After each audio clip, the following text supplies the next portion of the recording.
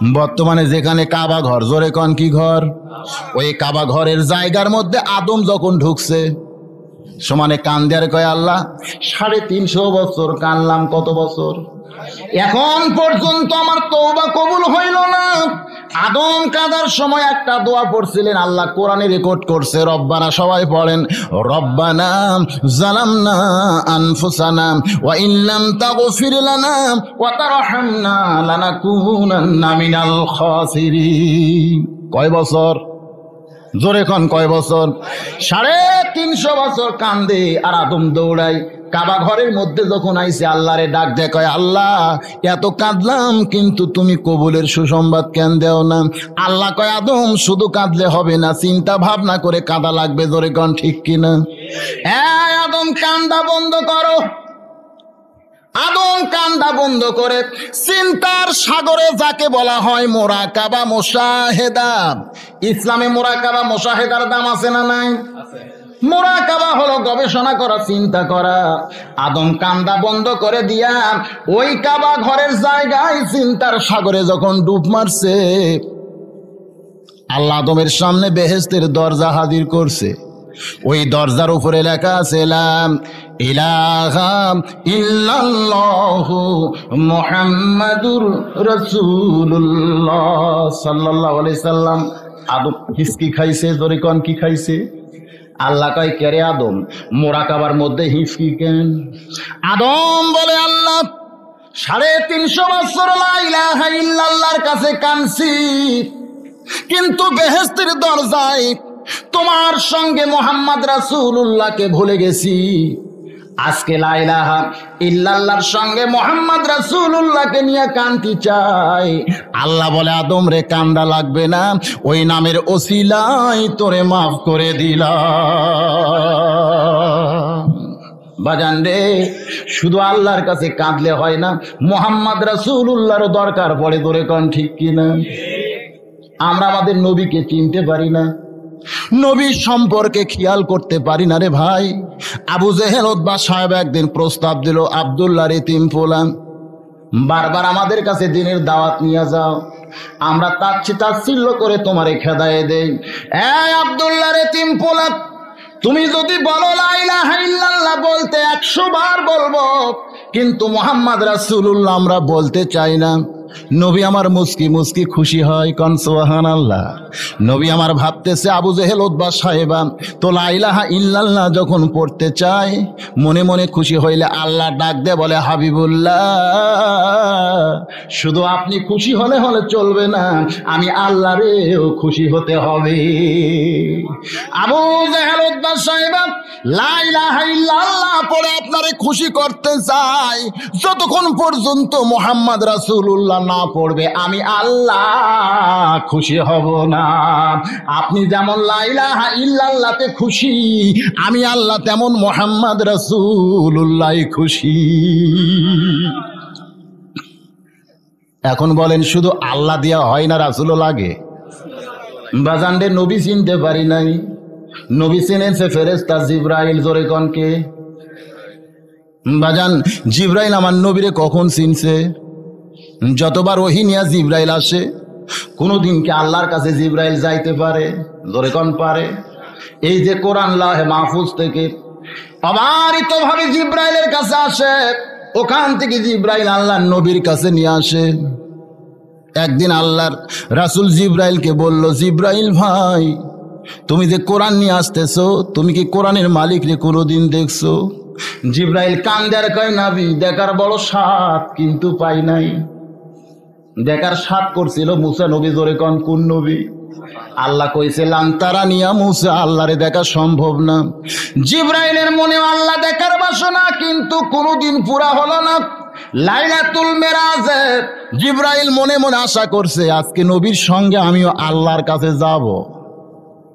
সিদরাতুল মুনতাহায় আল্লাহ ডাক দে বলেন ব্রেক। আল্লাহ কি কইছে? নবী আর জিবরাইল দুইজনই ব্রেক হইছে। আল্লাহ কয় হাবিব গো, শুধু জিবরাইলকে ব্রেক করতে কইছে, আপনি ব্রেক করবেন না, আপনি আমার বাড়িতে চলে আসেন। এমন একটি জায়গা, এখানে আপনি আসতে পারবেন কিন্তু জিব্রাইল আসতে পারবে না। একটা ধাপ যদি জিব্রাইল সামনে পা বাড়ায়, সমস্ত পাখা পুড়ে ছাই হয়ে যাবে। জিব্রাইল ভয়ে কাঁপতেছে। নবী আমার দামি এলাকা বিশ্বাস করে পায়ের জুতা খুলে যখন আরশ আজিমের দিকে যাবার চাই, আল্লাহ ডাক দিয়ে বলেন, হাবিব, জিব্রাইল আসতে পারে না বলে দামি এলাকা ঠিক আছে, তবে জুতা খোলা লাগবে না। আমার আরশে আজিম দামি হতে পারে, আপনার জুতার চাইতে দামি না।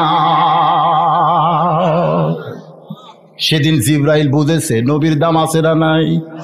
বাজান গো, 350 বছর আদম কাঁদছে লা ইলাহা ইল্লাল্লাহর কাছে, রব্বানা যালামনা বলে তওবা কবুল হয় না। মুহাম্মদ রাসূলুল্লাহর ওসিলা করছে, সঙ্গে সঙ্গে তওবা কবুল হইছে। আদম আলাইহিস সালাম খুশি হইয়া বর্তমানের কাবা ঘর, ওইখানে কাবা ঘর ছিল, শুধু জায়গাটা ছিল, ওই জায়গার মধ্যে 2 রাকাত শুকরিয়ার নামাজ পড়ছে।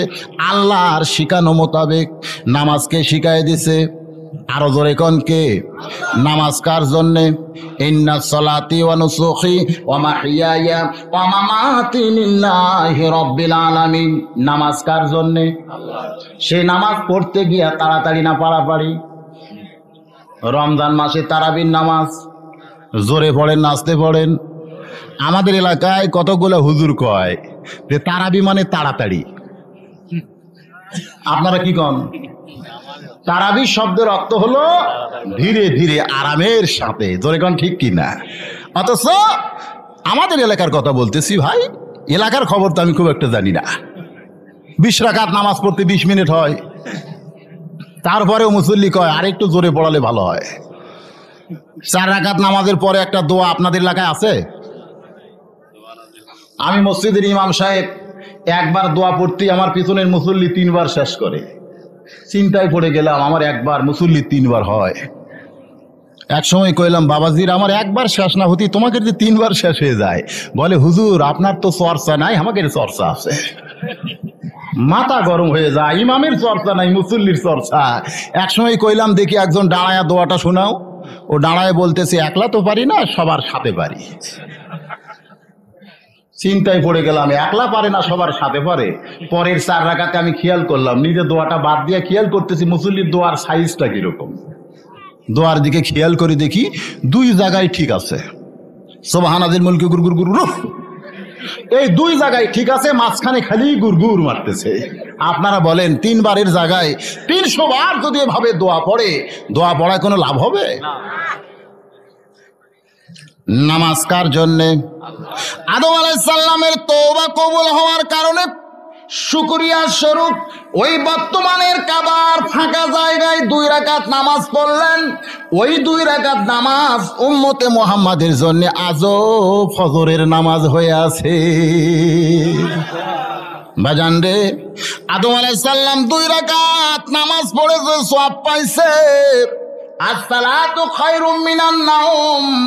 এইটা শোনার পরে দুনিয়ার ঘুমটা ত্যাগ করে যে বেটারা মসজিদে গিয়া ফজরের নামাজ জামাতের সঙ্গে আদায় করে, আদম আলাইহিস সালামের মতো সওয়াব তাদের আমলে চলে আসবে।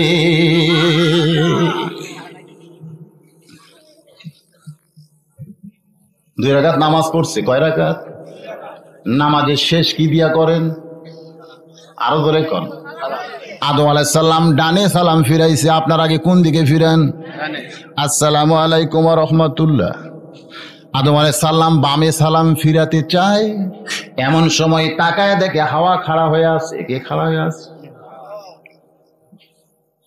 বামের দিকে সালাম ফিরাইতে যায়, হাওয়ারে দেখে আদম আলাইহিস সালাম কাবার জায়গা থেকে এত জোরে দৌড় মারছে। কেরে হাওয়া, তোর জন্য বেহেশত ছাড়ছি, আবার তুই কেন আমার সামনে খাড়া? এতই জোরে দৌড় মারছে আদম। আল্লাহ ডাক দে বলে, আদম রে দৌড়াস কেন?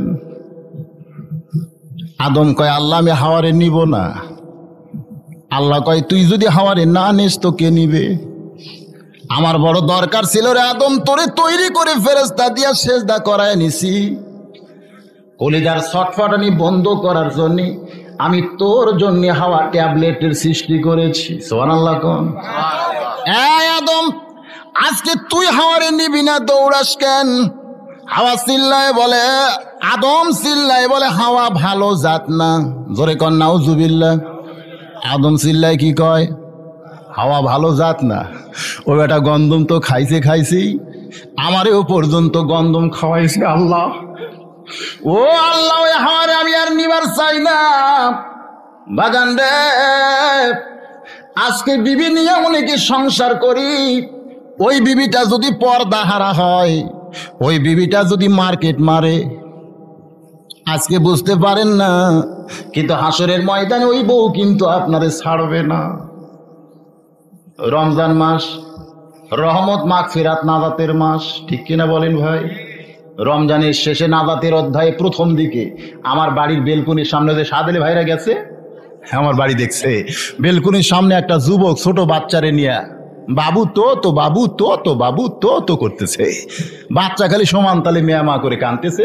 ওর হাতে একটা দুধের ফিডার, বোঝেন না ফিডার, ওইটা বাচ্চার মুখে ঢুকাই, কিন্তু বাচ্চা কান্দন থামায় না। আমি কইলাম, বাবা তুমি যতই চেষ্টা করো। কই বলেন কি হুজুর, আমার সন্তান তো। তুমি যে বাপ, যতই চেষ্টা করো তোমার ছেলের কান্না থামাতে পারবে না। বাবা আনন্দে মাতিয়া সাগরে ভাসাইয়া সেই যে চইলা যায় খবর লয় না। আমার কথা কি বুঝতে পারছেন? বাবা আনন্দে মাতিয়া সাগরে ভাসাইয়া সেই যে চইলা যায় খবর লয় না। মাজন ধরিয়ায় উদরে কতই যতন করে, মাজন ধরিয়ায় উদরে কতই যতন করে, 10 মাস পরে পায় প্রসবের বেদনা। এমন দরদি ভাবে কেউ হবে না আমার মা গো। তুমি যতই বাবু তো বলে চিল্লাও, কাম হবে না। ওই সন্তানের মাও কি নাই? কয় না হুজুর। আমি কইলাম মরছে? কই মরেও নাই। আমার ভাবির সঙ্গে বগুড়া নিউ মার্কেটে শাড়ি কিনতে গেছে। রমজান মাসে স্বামীর কোলে বাচ্চা দিয়া বউটা ভাবির সঙ্গে নিউ মার্কেটে শাড়ি কিনতে গেছে। কইলাম বাচ্চাটারে নিয়ে গেলেও তো পারতো। কয় হুজুর আপনি তো মার্কেটের খবর জানেন না, মার্কেটে এত ভিড়, বউ যদি বাচ্চারে নিয়ে মার্কেটে যায় ভিড়ের ঠেলায় আমার বাচ্চা মারা যাবে। এই জন্য আমারে কইছে তুমি তো শাড়ি জীবনেও ভালো কিনতে পারলা না, বাচ্চাটারে কোলের মধ্যে নিয়ে থাকো, আমি শুধু যাবো আর আসবো। আমি কইলাম বাবাজি ভিড়ের ঠেলায় তোমার বাচ্চা মরবে, এটা কি বিশ্বাস হয়? বলে হ্যাঁ হয়। ভিড়ের ঠেলায় যদি তোমার বাচ্চা মারা যায়, এটা যদি তোমার বিশ্বাস, তো ভিড়ের ঠেলায় তোমার বইয়ের সাইজ কেমন হচ্ছে চিন্তা করো। ভিড়ের ঠেলায় বাচ্চা মরে ওর বিশ্বাস, তো ভিড়ের ঠেলায় তোমার বইয়ের সাইজ, তোমার বউ যে কোল বালুস হয়। কয় হুজুর তাই নাকি? আরে তাই কই আর লাভ আছে গানের যা। স্বামী হইয়া বাচ্চা নিয়ে বাবু তো মারতেছ, বউরে দিয়া মার্কেট করাও। আজকে বুঝতেছো না, কিন্তু যেদিন আখিরাতের আদালতে দণ্ডায়মান হবে সেদিন বুঝতে পারবে কোথায় তোমার ঠিকানা। জোরে কোন ঠিক কিনা? আদম আলাইহিস সালাম দৌড় মারছে হাওয়ারে দেখে, বলে হাওয়া নিব না। আরাফার ময়দান যারা হজ করছেন, কাবা থেকে আরাফার ময়দান কত দূরে হয়? 3-3.5 কিলো হবে, বাজানের চাইতে বেশিও হতে পারে। ওই জায়গায় গিয়ে আদম ব্রেক করেছে। কাবা থেকে এত দূরে আদম দৌড় মারছে, আরাফার ময়দানে আল্লাহ ব্রেক করাইছে। জোরে কোন কে করাইছে? আদম রে হাওয়ারে নে রে হাওয়ারে ছাড়িস না। আদম ব্রেক করেছে, আমার আল্লাহ তাআলা হাওয়ার মহব্বত আদমের কলিজায় দিছে। আদম 2খানা হাত বাড়াইছে, এমন সময় এক দৌড়ে হাওয়া গিয়া আদমের বুকের মধ্যে ঢুকছে। আস্তে করে আদম হাত ডাবাইছে, কলিজার মধ্যে হাওয়া আদমের মহব্বত জমা হইছে। আল্লাহ ডাক দে বলে হাতখানা ছাইড়া দে, দুনিয়া এমন একটা জায়গা রে আদম আর হাওয়া, এইখানে মহব্বত করিস না। স্বামী স্ত্রীর মহব্বত ফাঁকা জায়গায় চলবি না। সুবহানাল্লাহ কোন। আর যদি কোনো স্বামী কয় আমার বউরে নিয়ে রাস্তায় প্রেম করব, আপনারা মানবেন? রাস্তায় যদি বউরে জাপটা জাপটি করে আপনারা ছাড়বেন? এই বেটাই, তোর যদি ইচ্ছা হয় ঘরের মধ্যে যা ইচ্ছা কর, ঠিক কিনা কন? রাস্তায় এরকম করার সুযোগ স্বামী স্ত্রী হলেও নাই। আচ্ছা, স্বামী স্ত্রীর সুযোগ যদি রাস্তায় না থাকে, তাহলে কলেজের ছেলে মেয়ের সুযোগ কি রাস্তায় আছে? যদি আপনাদের বিশ্বাস না হয়, আপনারা বগুড়া আইজুল হক কলেজের নাম শুনতেন? একেবারে রেল লাইনের ধারতে কলেজ, বুঝলেন? একটু দূর থেকে দাঁড়ায় দেখবেন ছেলে আর মেয়েরা কিভাবে বসে আছে, পিঠের সঙ্গে পিঠ লাগাইয়া একজন বাদাম ছিলতেছে আর একজন খাচ্ছে। স্বামী স্ত্রীরা রাস্তায় যদি পিঠের সঙ্গে পিঠ লাগায়, খলিফা পাড়ার একজন লোক পছন্দ করবে না। ওরা বিশ্ববিদ্যালয় কলেজে গেল, কোন অধিকারে পিঠের সঙ্গে পিঠ লাগায় বাদাম খায়? একটা বারো কি মুসলমানের চিন্তা করার দরকার আছে কি না? ভাজান, পর্দার আয়াত শুধু কোরআনের মধ্যে থাকে, সমাজের মধ্যে চালু নাই। আমাদের মা বোনেরা বেপর্দা যদি হয়ে যায়, আমাদের সব যুবকেরা নষ্ট হবে। জোরে কন ঠিক কিনা?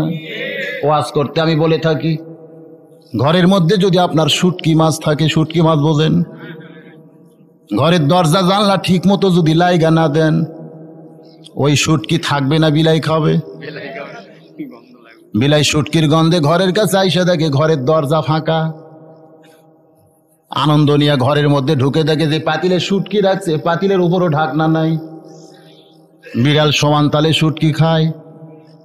ঘরের মালিক খসর খসর শব্দ শুনে বাহির থেকে চিল্লায়, ঘরের মধ্যে কেডা রে? এক দৌড় এসে সর্বনাশ, সব শুটকি বিড়াল খাইছে। পিছন দিক থেকে বিড়াল রে খপ করে ধরে কয়, বিড়াল আমার শুটকি তুই কেন খালি? পুনরায় যদি শুটকি খাস তোরে 20টা ব্যাত মারবো। কয় ব্যাত? বিড়ালকে একটা ব্যাত মারলে বিড়াল বাঁচবে না, সেই বিড়ালের উপরে 20টা ব্যাতের আইন করছে। বিড়াল পুনরায় যদি শুটকি খাস তোরে 20টা ব্যাত মারবো। বিড়ালের উপরে 20টা ব্যাতের আইন দিয়া বিড়াল রে ছাইড়া দিছে, পূর্বের মতোই দরজা জানলা খোলা রাখছে। বলেন তো, পিটন খাওয়ার ভয়ে কি বিড়াল শুটকি খাওয়া ছাড়বে? 20টা ব্যাতের আইনের কোনো দরকার নাই। দরজা জানলা বন্ধ করে শুটকির পাতিলে যদি ঢাকনা দাও, বিড়াল শুটকি খাবার পারবে না। অকরনা ফি বুয়ুতিকুন্না, এই কোরআনের আইনটা যদি সমাজের মধ্যে চালু হয়ে যায়, একটা মেয়ের বিয়া করতে কোনোদিন ছেলে হুন্ডা চাবার পারবে না, কোনো মেয়ের মুখে অ্যাসিড পড়বে না, আমার মা বোনেরা কোনোদিন ধর্ষিতা হবে না। জোরে কন ঠিক কিনা? ভাজানদেব, পর্দার ইলিশ যখন কার্টুন করা হয়, আপনারা খেয়াল করবেন, আমি কার্টুন নিজের চোখে দেখছি। কাঠের মধ্যে আস্তে করে পলিথিন বিছায়া তার মধ্যে বরফ দিয়া ইলিশ মাছ ঢুকাইয়া দেয়, উপরে তক্তা দিয়া বরফ দিয়া চাপ দেয়, ওই পদ্মার ইলিশটা বগুড়া পর্যন্ত সযত্নে চলে আসে। জোরে কন ঠিক কিনা? আর কার্টুন ভরাইতে গিয়া শুধু পলিথিন দিছে, বরফ দেয় নাই। মাছ প্যাকেট করে যদি বগুড়াতে পাঠায়, বলেন তো মাছগুলো ভালো থাকবে না পচে যাবে? এখন বগুড়ার জেলে যদি কয় 200 টাকার পচা ইলিশ 100 টাকায় দিবার চাই, বলেন তো একটা খরিদ্দার কি সামনে থাকবে? বলে টাকা নষ্ট করবো না, পচা ইলিশ খাবো না। ইলিশওয়ালা বলে, ভাই শুধু 100 ক্যান ফ্রি দিবার চাই। সমস্ত পাবলিক বলে, পচা ইলিশ যে ব্যাগের মধ্যে নিব সব সওদাপাতি নষ্ট হবে, আমি পচা ইলিশ নিব না। ভাজান, দুনিয়ার একটা ইলিশকে পর্দা না দেওয়ার কারণে, বরফ না দেওয়ার কারণে পয়সা গেলে, মাছে ভাতে বাঙালির লোকেরা যেমন ফ্রি দিলেও নিবার চায় না, আমার মা বোনেরা বেপর্দা হওয়ার কারণে, পয়সা দেওয়ার কারণে এখন লক্ষ টাকার দিবার চাইলে অনেক ছেলেরা বিয়ে করতে চায় না। জোরে কোন ঠিক কিনা? আল্লাহর বান্দা বান্দিরা, আল্লাহর কোরআন থেকে বললাম, মা বোনেরা পর্দা মানবেন। যুবকেরা, পর্দানিশী নারী যারা বিয়ে করতে হুন্ডা চাবেন না। পর্দানিশী নারী যে বাড়িতে থাকে, আমার আল্লাহ রহমত বরকত সে বাড়ির জন্য খুলে দেয়। সুবহানাল্লাহ বলেন। আল্লাহ ডাক দিয়ে বলে, রে আদম হাওয়া, আরাফার ময়দান হলো মিলনের জায়গা। জোরে কোন কিসের জায়গা? 350 বছর এক জায়গায় হাওয়া, এক জায়গায় আদম ছিলাম। আমি আল্লাহ আরাফার ময়দানে মিলন ঘটায় দিলাম। এখানে তোমরা অন্য কিছু করবার পারবা না। হাওয়া আদমের হাতটা ধরছে, সাইফা আদম হাওয়ার হাতটা ধরছে। আদম টানে আর কয় হাওয়ারে, গোটা পৃথিবীর মধ্যে এমন একটা জায়গা আছে যে জায়গার ভিতরে আমি মুহাম্মদ রাসূলুল্লাহর সন্ধান পাইছি। সুবহানাল্লাহ। পৃথিবীর সব জায়গায় রব্বানা যালামনা বলে কানছি, কিন্তু মুহাম্মদ রাসূলুল্লাহর সন্ধান পাইলাম না। ওই জায়গার মধ্যে মুরাকাবার হালতে বেহেশতের দরজায় মুহাম্মদ রাসূলুল্লাহরে পাইছি। আয়রে হাওয়া আয়, সে জায়গায় তোরে নিয়ে যাব। বর্তমানের কাবা ঘর, ওই জায়গায় আদম হাওয়ারে নিয়ে এসে বললেন, হাওয়া এইখানে বসে জিকির কর। সুবহানাল্লাহ কোন আলিয়াবুদু রাব্বা হাযাল বাইত, কোরআনে আছে না নাই? বাজান রে, ওই কাবা ঘরের দাম আছে না নাই? আদম বললেন, হাওয়া এইখানে বসে তুই আল্লাহর জিকির কর।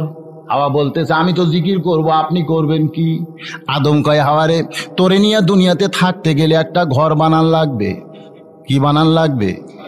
তুই আর আমি যদি ফাঁকা জায়গায় থাকতে চাই, থাকা যাবে না। কারণ পুরুষ মানুষ রাত যেখানে কাজ সেখানে, জোরে কন ঠিক কিনা? পুরুষ মানুষ রাস্তায় যদি সারা রাত ঘুমায় কেউ কিছু বলবে? আর একটা যুবতী মেয়ে যদি রাস্তায় ঘুমান তো দূরের কথা, একটু বসে থাকে, কেউ ছাড়বে? আদম কয়, হাত এই দুনিয়ায় থাকতে গেলে আমার একটা ঘর বানান লাগবে, যে ঘরের মধ্যে তুই আর আমি থাকতে চাই।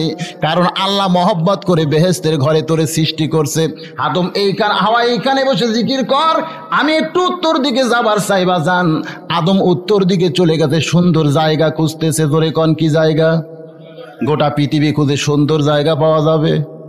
জোরে কন পাওয়া যাবে? দুনিয়া এমন একটি দুনিয়া, এই মুসলমানের কাছে দুনিয়া হলো আদনা তুচ্ছ জিনিস।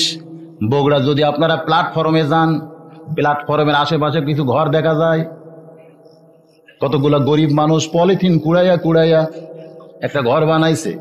এরকম 100-200 ঘর দেখা যায়। এর নাম হলো ছিন্নমূল বস্তি। বুঝতেছেন? কোনো ধনী লোককে যদি বলা হয় এখানে 100টা ঘর আছে, ঘর তুমি কয় টাকা দিয়ে নিবা? কোন লোক কিনবার যাবে? এই মিয়া, এগুলো ঘর পয়সা দিয়ে কেনা যায়? এগুলোর মধ্যে থাকা যায়? আমার পায়খানার সাইজ এর অনেক ভালো। একটা ধনী লোক রেল লাইনের পাশে বস্তি ঘরগুলো দেখলে যেমন ঘৃণা করে, আল্লাহওয়ালা মুমিন মুসলমান এর চাইতেও দুনিয়াকে কোটি গুণ বেশি ঘৃণা করে। জোরে সরে কোন সুবহানাল্লাহ। কারণ তারা জানে এই দুনিয়াতে আইছি পরীক্ষার জন্য। আল্লাযী খলাকাল মাউতা ওয়াল হায়াতা লিয়াবলুয়াকুম আইয়ুকুম আহসানু আমালান। আমার আল্লাহ তাআলা আমাদের জীবন আর মৃত্যু পরীক্ষার জন্য সৃষ্টি করেছে। এই নিমিত্তে আমি আপনাদের একটা ঘটনা শোনাতে চাই। আপনারা কি শুনবেন ভাই? খুব খেয়াল করে শোনা লাগবে, বেখেয়ালে শুনলে হবে না। হযরত ওমর ফারুক মদিনার মসজিদের মেম্বরে বসে আছেন। কে বসে আছেন? এমন সময় ইয়ামিন থেকে এক দল প্রতিনিধি ওমর ফারুকের দরবারে হাজির হয়েছে। বেখেয়ালে শুনলে বুঝতে পারবেন না। প্রতিনিধি আপনারা বোঝেন, গোটা বাংলাদেশ থেকে 300টা প্রতিনিধি সংসদে যায়, যায় কি যায় না? আপনাদের এলাকার প্রতিনিধির নাম কি? এখন সব সাবেক হয়ে গেছে। সাবেকের দাম বাংলাদেশে আছে? সাবেক প্রধানমন্ত্রী কোনো দাম আছে? সাবেক বিদল নেত্রী কোনো দাম আছে? সাবেক এমপি কোনো নাম নাই? এই বাংলাদেশের 300টা প্রতিনিধি সংসদে যায়। মাঝে মধ্যে সংসদের অধিবেশন যখন বসে, আপনার রেডিও অন করে আপনাদের মোজাম্মেল হকের কথা শুনবার চান? চান কি চান না? এতগুলো এমপি কথা কয়, কিন্তু আমাদের মোজাম্মেলের নাম নাই। রাগ হয় কি হয় না? এলাকার রাস্তাঘাটে ভ্যান গাড়ি সব ভাঙ্গা গেছে, কিন্তু রাস্তার কথা মোজাম্মেল হক কোনোদিন কয় না। গরিব মানুষরা না খেয়ে আছে, বাড়ি ঘর ভাঙ্গে গেছে, কোনো কথা কয় না। রাগ হয় কি হয় না? ইয়ামিন দেশ থেকে কতগুলো প্রতিনিধি অর্ধ পৃথিবীর খলিফা হযরত ওমর ফারুকের দরবারে মদিনার মসজিদের মেম্বরে হাজির হয়ে গেছে। অভাবী মানুষের একটা বিশাল তালিকা ওমর ফারুকের সামনে হাজির করছে। ইয়ামিন দেশে যারা গরিব মানুষ তাদের একটা তালিকা করে ওই ওমর ফারুকের সামনে হাজির করছে। ওমর ফারুক তালিকাখানা পড়তেছে। 1 নম্বরে একজন মানুষের নাম দেখলেন, নামটি হলো সাইদ ইবনে আমের। নামটা কি? ওমর ফারুক চমকে উঠে বললেন, এই প্রতিনিধিরা, গরিব মানুষের তালিকা আমার হাতে দিছো, কিন্তু 1 নম্বরে যার নাম দেখতেছি ওই ব্যক্তিটাকে মনে হয় আমি তার একটু চিনি চিনি ভাব। প্রতিনিধিরা বললেন, আমিরুল মুমিনিন, 1 নম্বরে যার নাম দেখতেছেন তিনি হলেন ইয়ামিনের গভর্নর সাইদ ইবনে আমের।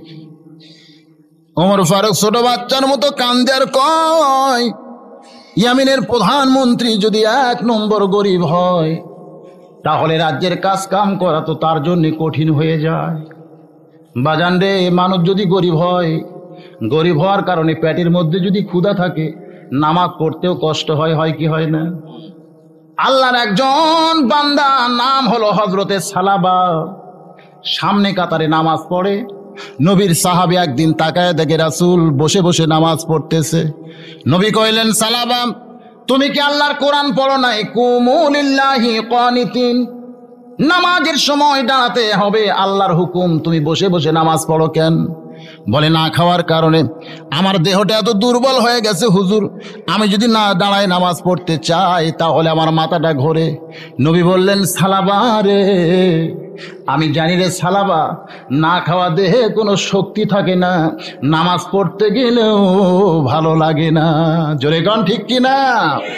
ওমর ফারুক বললেন, ইয়ামিনের গভর্নর যদি 1 নম্বর গরিব হয় তাহলে রাজ্যের কাজ কাম করা খুব কঠিন হবে। বাইতুল মাল থেকে সব গরিবের জন্য তিনি বাজেট করছেন, আর গভর্নরের জন্য 1000 টাকা, কয় হাজার, সেই যুগের 1000 টাকা আলাদাভাবে বাজেট করলেন। যাও, এই টাকা নিয়ে তোমরা ইয়ামিনের গভর্নরকে দিবে, তার আল্লাহ অভাব যেন দূর করে দেয়। প্রতিনিধিরা খুশি হয়ে ফিরে আইছে যে গভর্নরকে 1000 টাকা দিবে। সমস্ত গরিবের ভিতরে বাইতুল মালের সম্পদ বন্টন করে 1000 টাকা প্রতিনিধিরা যখন গভর্নরের কাছে নিয়ে আইছে, খুশি না বেজার? আমাদের মতো নেতারা হলে তো খুশি হবেই। যে সমস্ত নেতারা ধরা পড়ছে দুর্নীতির কারণে, এরা গরিব না ধনী? এত ধনী হওয়ার পরেও তারা ত্রাণের টিন চুরি করে খায়। হায় রে নেতা, বাংলাদেশে দেখা যায়। 1000 টাকা দেখে কাল সাপকে দেখলে মানুষ যেমন ভয় করে, সাইদ ইবনে আমির তেমন ভাবে ভয় করে কাঁপতে কাঁপতে পিছন দিকে চলে যায়। প্রতিনিধিরা বলেন, ইয়ামিনের গভর্নর, আপনার চাইতে অভাবী গরিব মানুষ ইয়ামিন দেশে নাই, 1000 টাকা পাইলে খুশি হওয়ার কথা, পিছন দিকে কেমনে যান? সাইদ ইবনে আমির বলেন, প্রতিনিধিরা, তোমরা বুঝি 1 নম্বরকে ভুলে গেছো। কয় নম্বর? প্রতিনিধিরা বললেন, 1 নম্বর কেডা? 1 নম্বর সাহাবী হযরত আবু বকর। মদিনার খলিফা যখন ছিলেন, তার এক ছেলের নাম ছিল আব্দুর রহমান। একদিন মায়ের কাছে বায়না ধরছে, মা, আমি একটু মিষ্টি খাবার চাই। কি খাবার চাই? মা বলেছে, বাবা, এই মুহূর্তে মিষ্টি কিনে দেওয়ার পয়সা তো তোমার বাবার হাতে নাই। তখন আব্দুর রহমানের বাবা আবু বকর মদিনার খলিফা, কোন সুবহানাল্লাহ। সেই সময় তার মা বলতেছে, এই মুহূর্তে মিষ্টি কেনার পয়সা তো তোমার বাবার হাতে নাই। আব্দুর রহমান বলে, মা, আমার মনটাই মিষ্টি খাবার চায়। মা বলতেছে, মিষ্টি যদি খাবার চাও, প্রতি সন্ধ্যায় তোমার জন্য 3টা করে খুরমা খেজুর বাজেট হয়, সেখান থেকে 2টা খাও আর 1টা বাঁচাও। 5 দিন পরে 15টা খুরমা খেজুর জড়ো হয়েছে, মায়ের হাতে জমা দেয়। আব্দুর রহমানের মা ওইটা প্রতিবেশী মহিলার কাছে 1 দিরহামে বিক্রি করে ওই টাকাটা স্বামীর হাতে দিয়ে দেয়। কাল সাপকে দেখলে মানুষ যেমন ভয় করে, ওই 1টা টাকা দেখে হযরত আবু বকর চমকে উঠে বলে, বিবি, এ টাকা তুমি পাইলা কোথায়? এই বিবি, এই 1টা টাকা তুমি পাইলা কোথায়? আবু বকরের বিবি বলে, স্বামী রে, এমন কোন সংসার আপনার নয় যে 1টা টাকা চুরি করা যায়। সুবহানাল্লাহ বলেন। মদিনার খলিফা হযরত আবু বকর, তার সংসার এমন নয় যে 1টা টাকা চুরি করা যায়।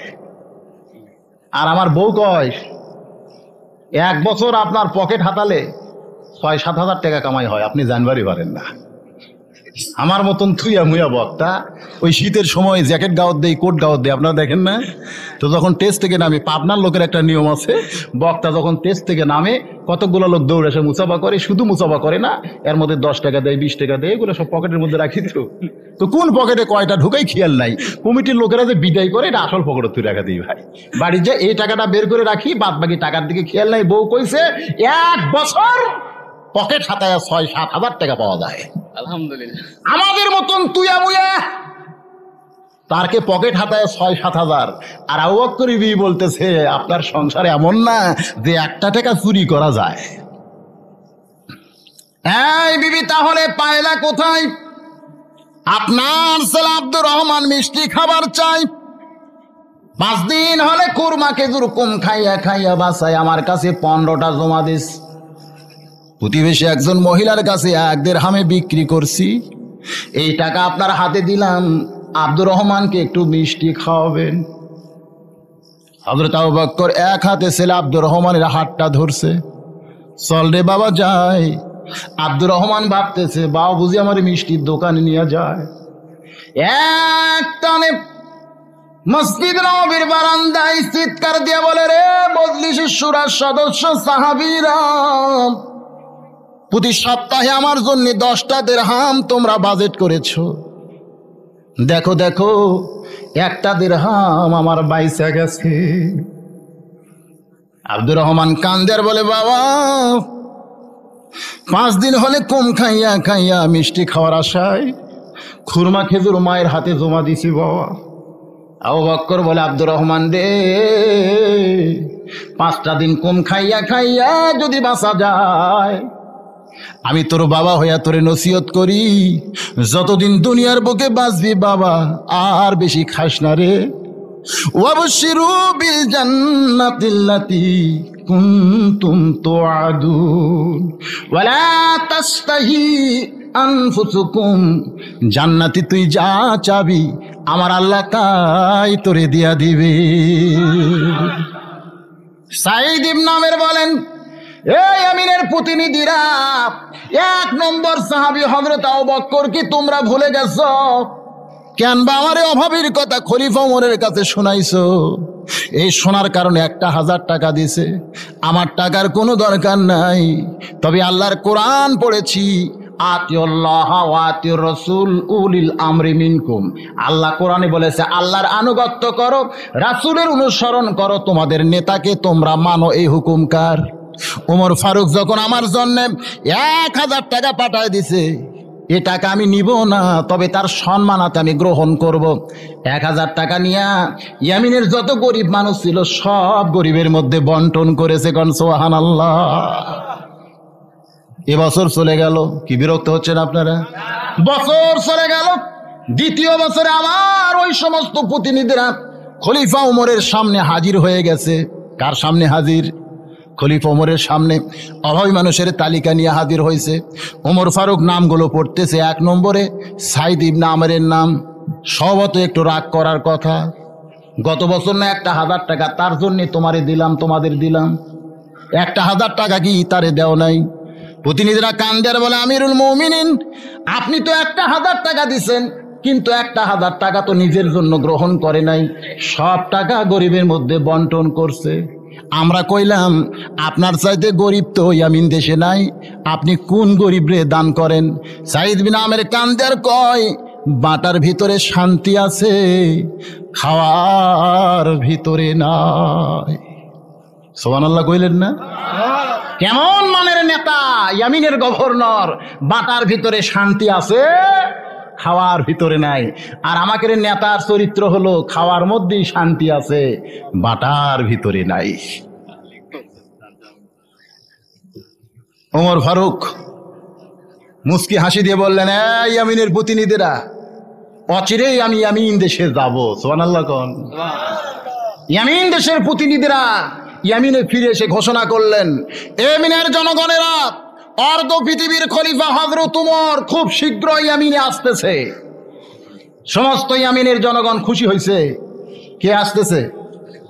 আরো জোরে কোন? শুধু কি খলিফা ওমর? আল্লাহর নবী বলেছেন, আমার পরে এই দুনিয়ায় কেউ যদি নবী হতো, লাউকানা ওমর, সেই নবীর নাম হতো হযরত ওমর। সুবহানাল্লাহ। আল্লাহর নবী বলেছেন, আমার ওমর যে রাস্তা দিয়া যায়, ওই রাস্তা দিয়া শয়তান 40 দিন যায় না। সেই ওমর ইয়ামিন দেশে আসতেছে। ইয়ামিনের জনগণেরা খুশি হইয়া বিরাট একটা টেস্ট করেছে। কি করেছে বলেন? আমার মতন একটা বক্তারে আপনারা সাধারণ জায়গায় বসাতে পারবেন না বলে উঁচু একটা টেস্ট করছেন, করেন নাই? এখানে আবার সোফা চেয়ার দিয়েছেন, বাজান রে বক্তা চেয়ারে বসে ওয়াজ করবে। আল্লাহর বান্দা হযরত ওমর এমন একজন মহান মানুষ ছিলেন, যাকে বরণ করার জন্য ইয়ামিনের জনগণেরা বিরাট একটা টেজ করেছে। ওই টেজের উপর একটা চেয়ার রাখছে। ওই চেয়ারে হযরত ওমর বসে ইয়ামিনের জনগণকে একটু নসিহত করবেন। কারণ আল্লাহর নবী বলেছেন, সাহাবীরা রে, আমার আল্লাহ তাআলা হাসরের ময়দানে হযরত ওমরকে নবীদের কাতারে দাঁড় করায়া দিবে। আহা, ওমর ফারুক হাসরের ময়দানে কার কাতারে থাকবে? নবীদের কাতারে দাঁড়াবে। সেই ওমর ইয়ামিনে আইছে, হাজার হাজার মানুষ সামনে দাঁড়ানো। ওমর ফারুক টেজের উপরে উঠে বলতেছে, এই ইয়ামিনের জনগণেরা, মদিনা থেকে আমি ইয়ামিনে আইছি, ওয়াজ করার জন্য আসি নাই। আমি ইয়ামিনে আইছি আমার দরদি ভাই সাইদ ইবনে আমেরকে আমি দেখতে চাই। সুবহানাল্লাহ বলেন। কোথায় সাইদ ইবনে আমের? এই আমির গভর্নর সাইদ ইবনে আমের কোথায়? চলে আসো ভাই, আমি মদিনা থেকে ওয়াজ করতে আসি নাই, আমি তোমারে প্রাণ ভরে দেখতে চাই। ইয়ামিনের জনগণ চিল্লায় কয়, ও মদিনার খলিফা হযরত ওমর, এত মহব্বত নিয়ে মদিনা থেকে ইয়ামিনে আইছেন সাইদ ইবনে আমেরকে দেখতে, কিন্তু আপনি কি জানেন আমাদের গভর্নর সম্পর্কে আমাদের 4টা অভিযোগ আপনার কাছে আছে। কয়টা অভিযোগ? ওমর ফারুক বলেন, যে মানুষ গোটা ইয়ামিনের মধ্যে 1 নম্বর গরিব, 1000 টাকা দিলেও যে গ্রহণ করে না, গরিবদের মধ্যে দান করে দেয়, ওই মানুষের সম্পর্কে কোনো অভিযোগ তো থাকার কথা না রে ভাই। ইয়ামিনের জনগণ চিল্লায় বলে, আমাদের গভর্নরের ব্যাপারে 4টা অভিযোগ আপনাকে শোনাতে চাই। ওমর ফারুক বললেন, কি কি অভিযোগ আমি শুনতে চাই? 1 নম্বর অভিযোগ হলো, প্রতিদিন কার্যালয়ে আসে ঠিকই, কিন্তু সময় মতো আসে না, দেরি করে আসে। অভিযোগ ভালো না খারাপ? ডিসি সাহেব 9টার সময় আসার কথা, যদি 12টার দিকে আসে, অফিস ভালো চলবে না খারাপ চলবে? আমাদের গভর্নর প্রতিদিন কার্যালয়ে আসে কিন্তু সময় মতো আসে না। 2 নম্বর অভিযোগ হলো, হঠাৎ একদিন কার্যালয়ে আসি না। 3 নম্বর অভিযোগ হলো, মাঝে মধ্যে কার্যালয়ে কাজ করতে করতে বেহুশ হয়ে যায়। আর 4 নম্বর অভিযোগ হলো, রাত্রিবেলা বাড়িতে যাইয়া 100 ডাকাডাকি কেউ যদি দরজায় ডাকে, কোনোদিন সাইদ ইবনে আমের দরজা খুলে মানুষের সঙ্গে কথা বলে না। ওমর ফারুক চমকে উঠলেন, এই আমিনের জনগণেরা, সাইদ ইবনে আমের ব্যাপারে এমন অভিযোগ তোমরা করছো, সাইদ ইবনে আমের মুখে আমি শুনতে চাই। অভিযোগ যদি সে বলে সত্য, তাহলে গভর্নর হিসাবে থাকার কোনো যোগ্যতা তার নাই। কোথায় রে সাইদ ইবনে আমের? জনগণ তোমার বিরুদ্ধে অভিযোগ করছে, আমি তোমার মুখে শুনতে চাই। সাইদ ইবনে আমের আসামির মতো দাঁড়িয়ে বলে, আমিরুল মুমিনিন, জনগণ যে অভিযোগ করছে সব অভিযোগ সত্য, একটা অভিযোগও মিথ্যা করে না। সত্য বলতে আপত্তি আছে? গভর্নরের লোভে যদি বলে না না আমিরুল মুমিনিন এরা যা বলতে সব মিথ্যা, আমাদের কতগুলো নেতা এরকম বলে কি বলে না? না রে ভাই, আমি তো কিছুই পাই নাই, কাম করবো কেমনে? হ্যাঁ, অন্য দলের প্রধানমন্ত্রী হয়েছে তো আমার দলের নাই, এই জন্য 1 টাকাও পাই নাই, এজন্য বেটা সমানে লক্ষ লক্ষ টাকা তুলছে আর ঢাকায় বসে বসে খাইছে, ওটা বলে না। অভিযোগগুলো সত্য। ওমর ফারুক এবার চেয়ারে বসে আল্লাহর কোরআন থেকে তেলাওয়াত করলেন, ইন্নাল্লাহা ইয়ামুরুকুম আন তুআদ্দুল আমানাতি ইলা আহলিহা ওয়া ইযা হাকামতুম বাইনান নাস আন তাহকুমু বিল আদল। এই সাইদ ইবনে আমের, আমি এখানে বসেছি বলে মনে করো না যে আমি বিচারক হয়েছি। বিচারক হলেন কে? আরো জোরে গণ কে? আজকে আমরা মানুষ হইয়া বিচার করি, এ মানুষটা ভালো না ওই ভালো, এরকম বলি কি বলি না? ভালো না, ভালো ভালো না। আচ্ছা, কোনো মানুষ কি বলতে পারে লোকটা ভালো না? বলতে পারে? তাহলে তো নিজেই বিচারক হলো, ঠিক না ভাই? বিচারক কে? একবার আমাদের একজন নবী নাম মুসা কালিমুল্লাহ বিচারের আসনে বসেছেন। লোকজন এসে কয় লোকটা মারা গেছে হুজুর, নামাজ পড়ে নাই, জিকির করে নাই, জিনা করছে, চুরি করছে, ব্যভিচারী করছে, মানুষ খুন করছে, লোকটা মারা গেছে। মুসা বললেন, এত খারাপ মানুষকে নর্দমায় ফেলে দাও। কোথায় ফেলে দাও? নর্দমায় ফেলে দাও। লোকজন লাশটা নর্দমায় ফেলে দিয়ে চলে গেছে। কিছুক্ষণ পর আল্লাহ ডাক দে বলে, মুসা রে, বিচারক কেডা, তুমি না আমি? মুসা চমকে ওঠে, কয় বিচারক তো আপনি। কয় বিচার করলো কেটা? মুসা কয় আমি করছি। কয় কেন করলা? বলে সবাই যে কইছে লোকটা খারাপ। মুসা, সবাই কইছে লোকটা খারাপ, কিন্তু তুমি কি জানো লোকটা মৃত্যুর সময় কিনে মরছে বলে না? মুসা রে, সমস্ত পাপকে সামনে নিয়া তওবার হালতে আমারে ডাক দে, বলে আল্লাহ এত পাপ জীবনে করছি গো আল্লাহ, জাহান্নাম ছাড়া আমার উপায় নাই। মাওলা রে, আমি তোমার প্রতি, মুসা নবীর প্রতি, আখেরি জাহানের পয়গাম্বরের প্রতি ঈমান আনলাম। আল্লাহ তুমি আমারে মাফ করে দাও। কানতে কানতে তওবার মাহফিলে লোকটা মরছে। মুসা, এখন তুমি বলো তো লোকটা জাহান্নামী না জান্নাতি? মুসা বলে বেশক জান্নাতি। তাহলে তুমি বিচার করছো কেন? বলে ভুল হয়েছে। আল্লাহ ডাক দেয়, বলে মুসা রে, নর্দমা থেকে উঠায়া সুন্দর করে গোসল করায়া সুন্দর কাফনে দাফন করে দাও। বিচার করার মালিককে? আরো ধরে কনকে? রাস্তা দিয়া মুসা নবী যায়, যাওয়ার সময় দেখে জঙ্গলের পাখি জিকির করতেছে, ইয়া কালিলু ইয়া কালিলু। কি জিকির করে? মুসা নবী ধমক দিয়ে বলে, এই পাখি, ইয়া কালিলু জিকির হবে না, ইয়া কারিমু, ইয়া কারিম জিকির কর। আল্লাহর যতগুলো নাম আছে ইয়া কালিলু আছে। কালিল মানে অল্প, কালিল মানে কি? ইয়া অল্প, ইয়া অল্প জিকির হয়। ইয়া কারিমু জিকির করা লাগবে। মুসা নবী ধমক দিছে কারে? পাখিরে, এই পাখি, ইয়া কারিমু জিকির কর। এ বলে মুসা নবী চলে গেছে।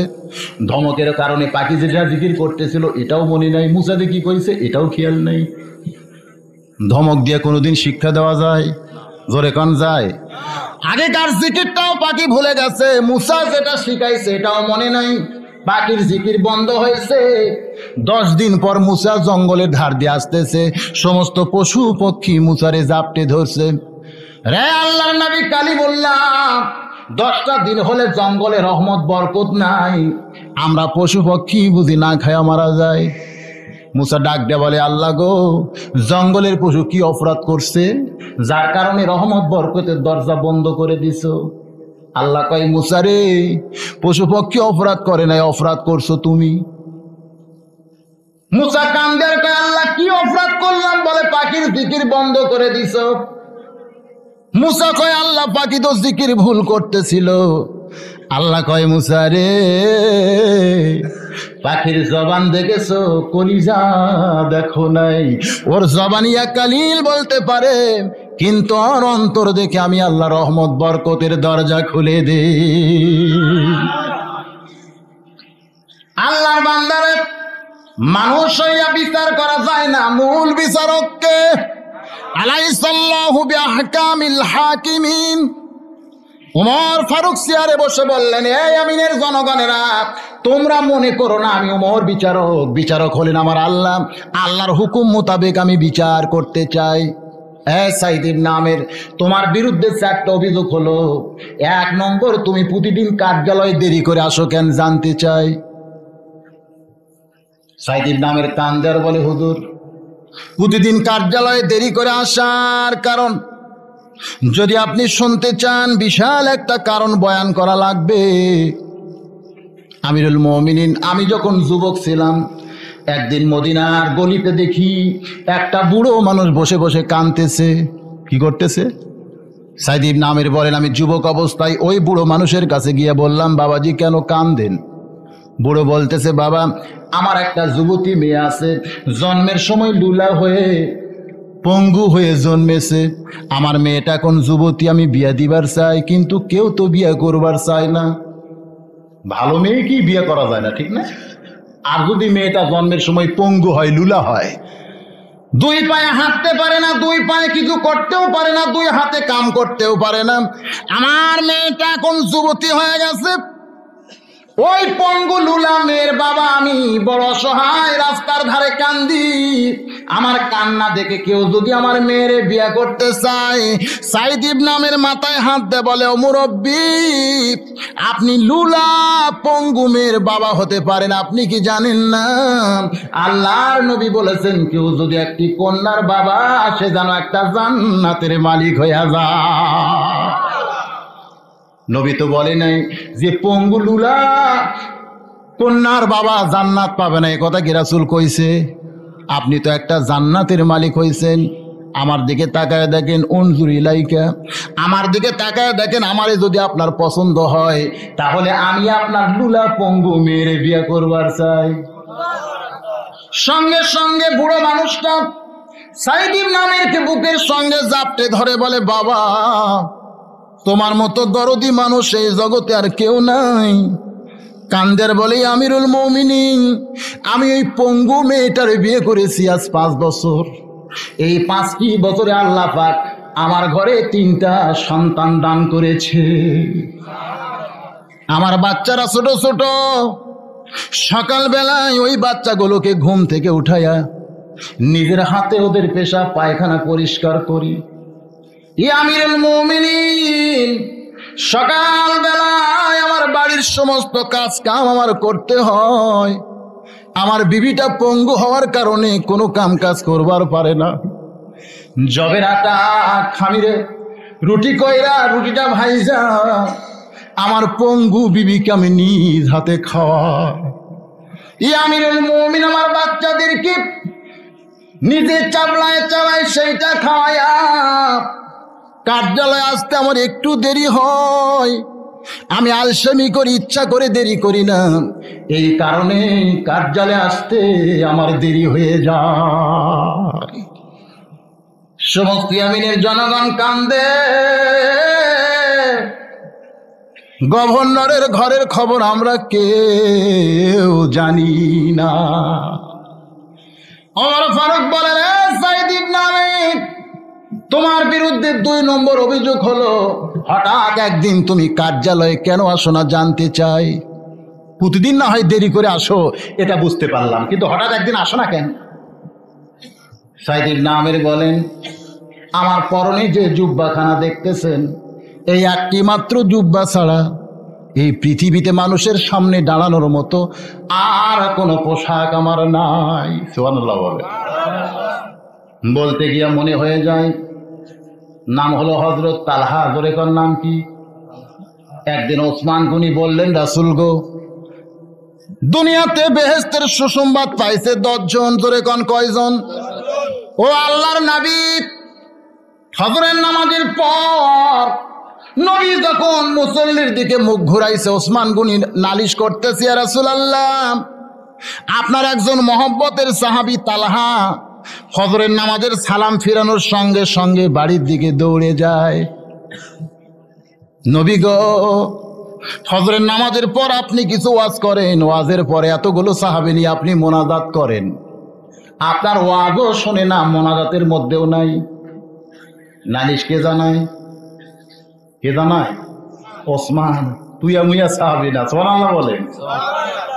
যে ওসমানের সঙ্গে আল্লাহ নিজের একটা ডিগ্রিকে সেট করেছে। আল্লাহ হলেন জ্ঞানী, ওসমান হলো জ্ঞানী। জোরে কোন সুবহানাল্লাহ। নবী বললেন, এজলেস ইয়া ওসমানু, বসো বসো বাবা ওসমান বসো।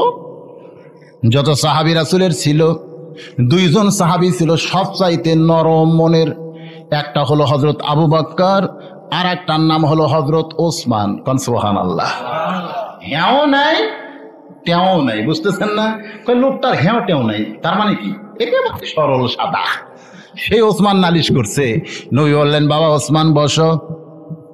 ওসমান যখন বসে গেছে, নবী মোনাজাত করার পরে বললেন, সাহাবীরা রে, আমরা সবাই মিলে তালহার বাড়ির দিকে যাবার চাই। কেন? তালহা ফজরের সালাম ফিরাইয়া বাড়ির দিকে দৌড়ায়। সমস্ত সাহাবী মুসল্লিদের নিয়ে নবী তালহার বাড়ির দরজায়। নবী ডাক দিলেন, তালহা। বাড়ির মধ্য থেকে আওয়াজ উঠতেছে, লব্বাইক ইয়া রাসূলুল্লাহ। নবী আবার ডাক দিলেন, তালহা। বাড়ির মধ্য থেকে আওয়াজ আসতেছে, লব্বাইক ইয়া রাসূলুল্লাহ। ওমর ফারুক সামনে দাঁড়ায় বলে, রাসূল গো, আপনার জুতার পরশে আরশে আজিম ধন্য হয়ে যায়। সেই নবী আপনি তালহার বাড়ির দরজায় তালহা তালহা বলে ডাকেন, তালহা বাড়ির দরজা খোলে না, নিশ্চয় তালহা বেয়াদব হয়ে গেছে। কি হয়ে গেছে? আপনি তালহা বলে ডাকতেছেন আর তালহা লব্বাইকে রাসূলুল্লাহ বলতেছে, দরজা খুলতেছে না। আল্লাহর নবী বললেন, এই ওমর, তুমি একটু সাবধান হও, সতর্ক হও, আমার তালহার ব্যাপারে এমন করে বলো না। ওমর ফারুকের একটু রাগ বেশি, জোরে কোন ঠিক কিনা? ওখানে না থাকতে পেরে মনে মনে ভাবতেছে, তালহা এত বড় বেয়াদব কেন হয়? বাড়ির চারিধার ঘুরে আমি একটু দেখতে চাই কি এমন মহব্বত বাড়িতে আছে যে সালাম ফেরানোর পরে বাড়ির দিকে দৌড়াই। বাড়ির চারিধার ঘুরতে গিয়া ওমর ফারুক একটা বাড়ির ফাটল দিয়া তাকায় দেখে ছোট্ট একটা বাচ্চাকে এইরকম গোজের সঙ্গে রশি দিয়া তালহা বেঁধে রাখছে, আর বাচ্চাটা বাবা বাবা বলে কাঁদতেছে। এমন সময় তালহা বাড়ির দরজা খুলে বের হয়েছে। নবী আমার প্রশ্ন করলেন, তালহা রে, কয়েকদিন হলে ফজরের নামাজের সালাম ফিরায় বাড়ির দিকে কেন দৌড়াও? আমার 2 নম্বর অভিযোগ হলো, তোমার দরজায় আমি তালহা তালহা বলে ডাকতেছি, তুমি লব্বাইক লব্বাইক বলতেছো, তাড়াতাড়ি কেন দরজা খুললা না? তালহা, তোমার বিরুদ্ধে 2টা অভিযোগ করলাম আমি রাসূল। এমন সময় ওমর ফারুক দাঁড়ায় বলে, রাসূল, আমারও একটা অভিযোগ আছে। তালহার মাসুম বাচ্চাকে তালহা কেন রশি দিয়া এরকম গুজার সঙ্গে বেঁধে রাখছে?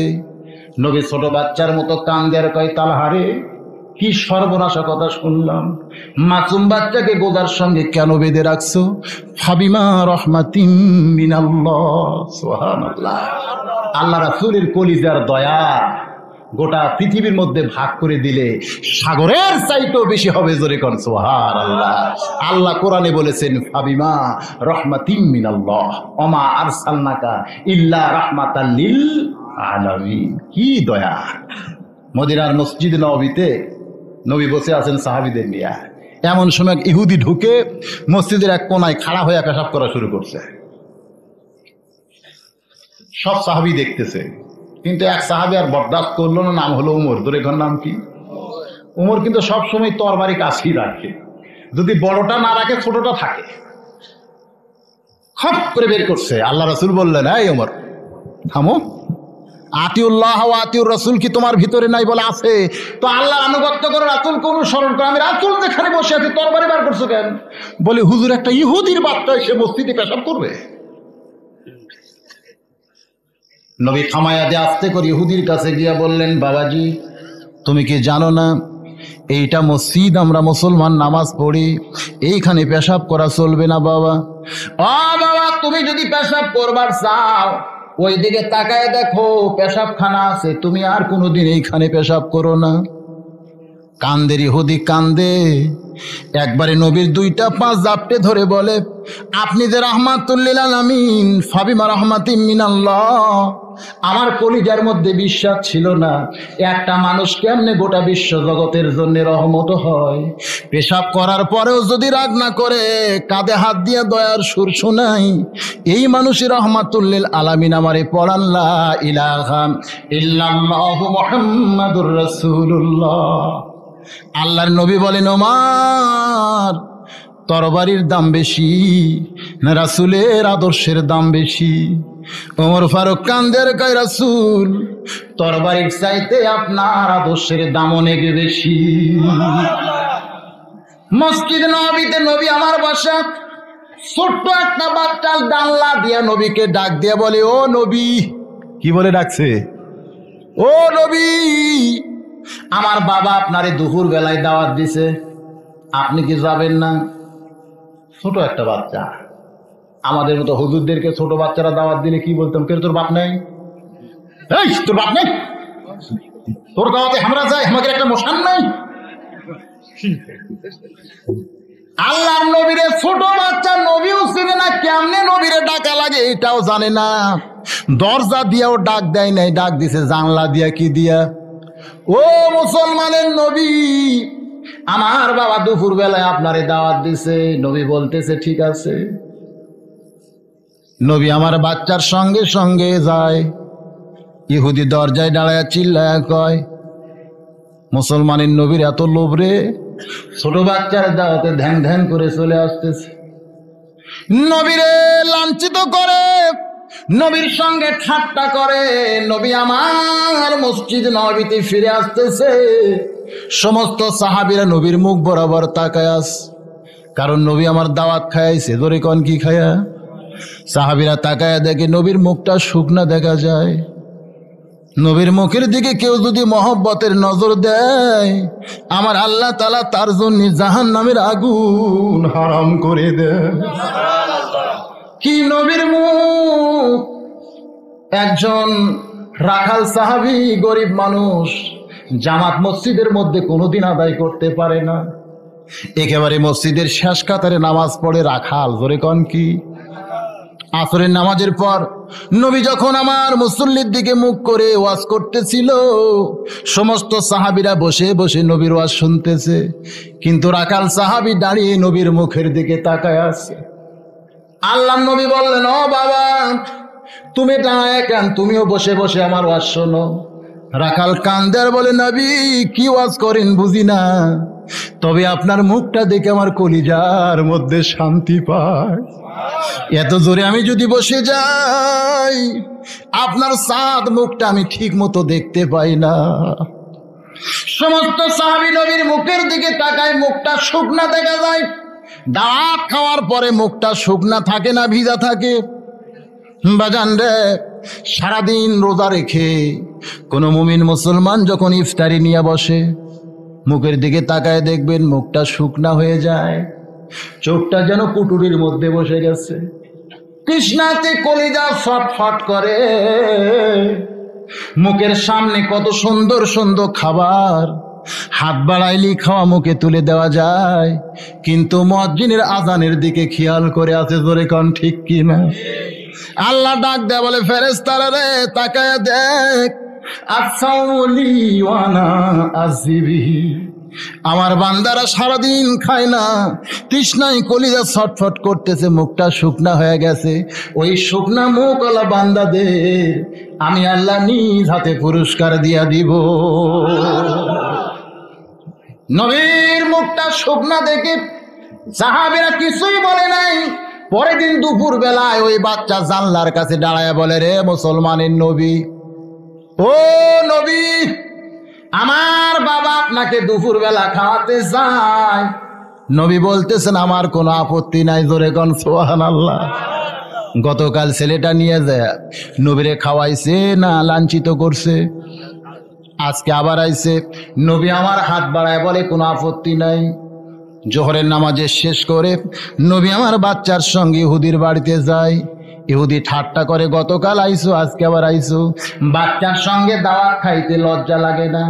ও মুসলমানের নবী, খাওয়ার খবর পাইয়া ধ্যান ধ্যান করে কেন আইসো?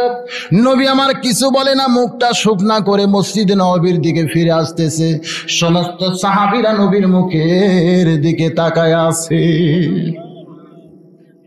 ওমর ফারুক আর হযরত আলী দুইজন গরম হয়েছে। কয়জন? পরপর 2 দিন আমার নবীর সঙ্গে ঠাট্টা করছে বেটা ইহুদি। দেখি তৃতীয়বার আসে কিনা। তৃতীয় দিন ওই ছেলেটা জানলার ধারে দাঁড়ায় বলে, ও মুসলমানের নবী, আমার বাবা আপনারে দুপুর বেলা খাওয়াতে চায়। ওমর ফারুক মনে মনে কয়, আজকে আর তোর বাবার মাথার বুদ্ধি না। নবী আমার বাচ্চার সঙ্গে সামনে সামনে যায়। ওমর ফারুক আর আলী দুইজন দুইটা তরবারি নিয়ে 20 গজ পিছনে পিছনে আসতেছে। দেখি আমার নবীর সঙ্গে কে বেয়াদবি করে। এমন কাজ পর্দা বুকের পাওয়ার আমার নবীরে না খাওয়ায়া পাঠায়া দেয়। নবী আমার বাচ্চার সঙ্গে চলে আসতেছে। ইহুদি দরজায় দাঁড়ায়া নবীরে দেখতে পাই, আর দেরি নাই, এক দৌড়ে সে 2 খানা পা জাপটে ধরে বলে, পরপর 2 দিন লাঞ্ছিত করে তাড়ায় দিলাম, এরপরে আবার যে মানুষটা আসে ওই মানুষটি রহমাতুল আলামিন হতে পারে। ওই মানুষটার জন্যই আল্লাহ ফাবিমা রাহমাতিন মিনাল্লাহ নাজিল করেছে। ও মুসলমানের নবী, আর দেরি গয় আমারে পড়ায় দেন কলেমা লা ইলাহা ইল্লাল্লাহু মুহাম্মাদুর রাসূলুল্লাহ।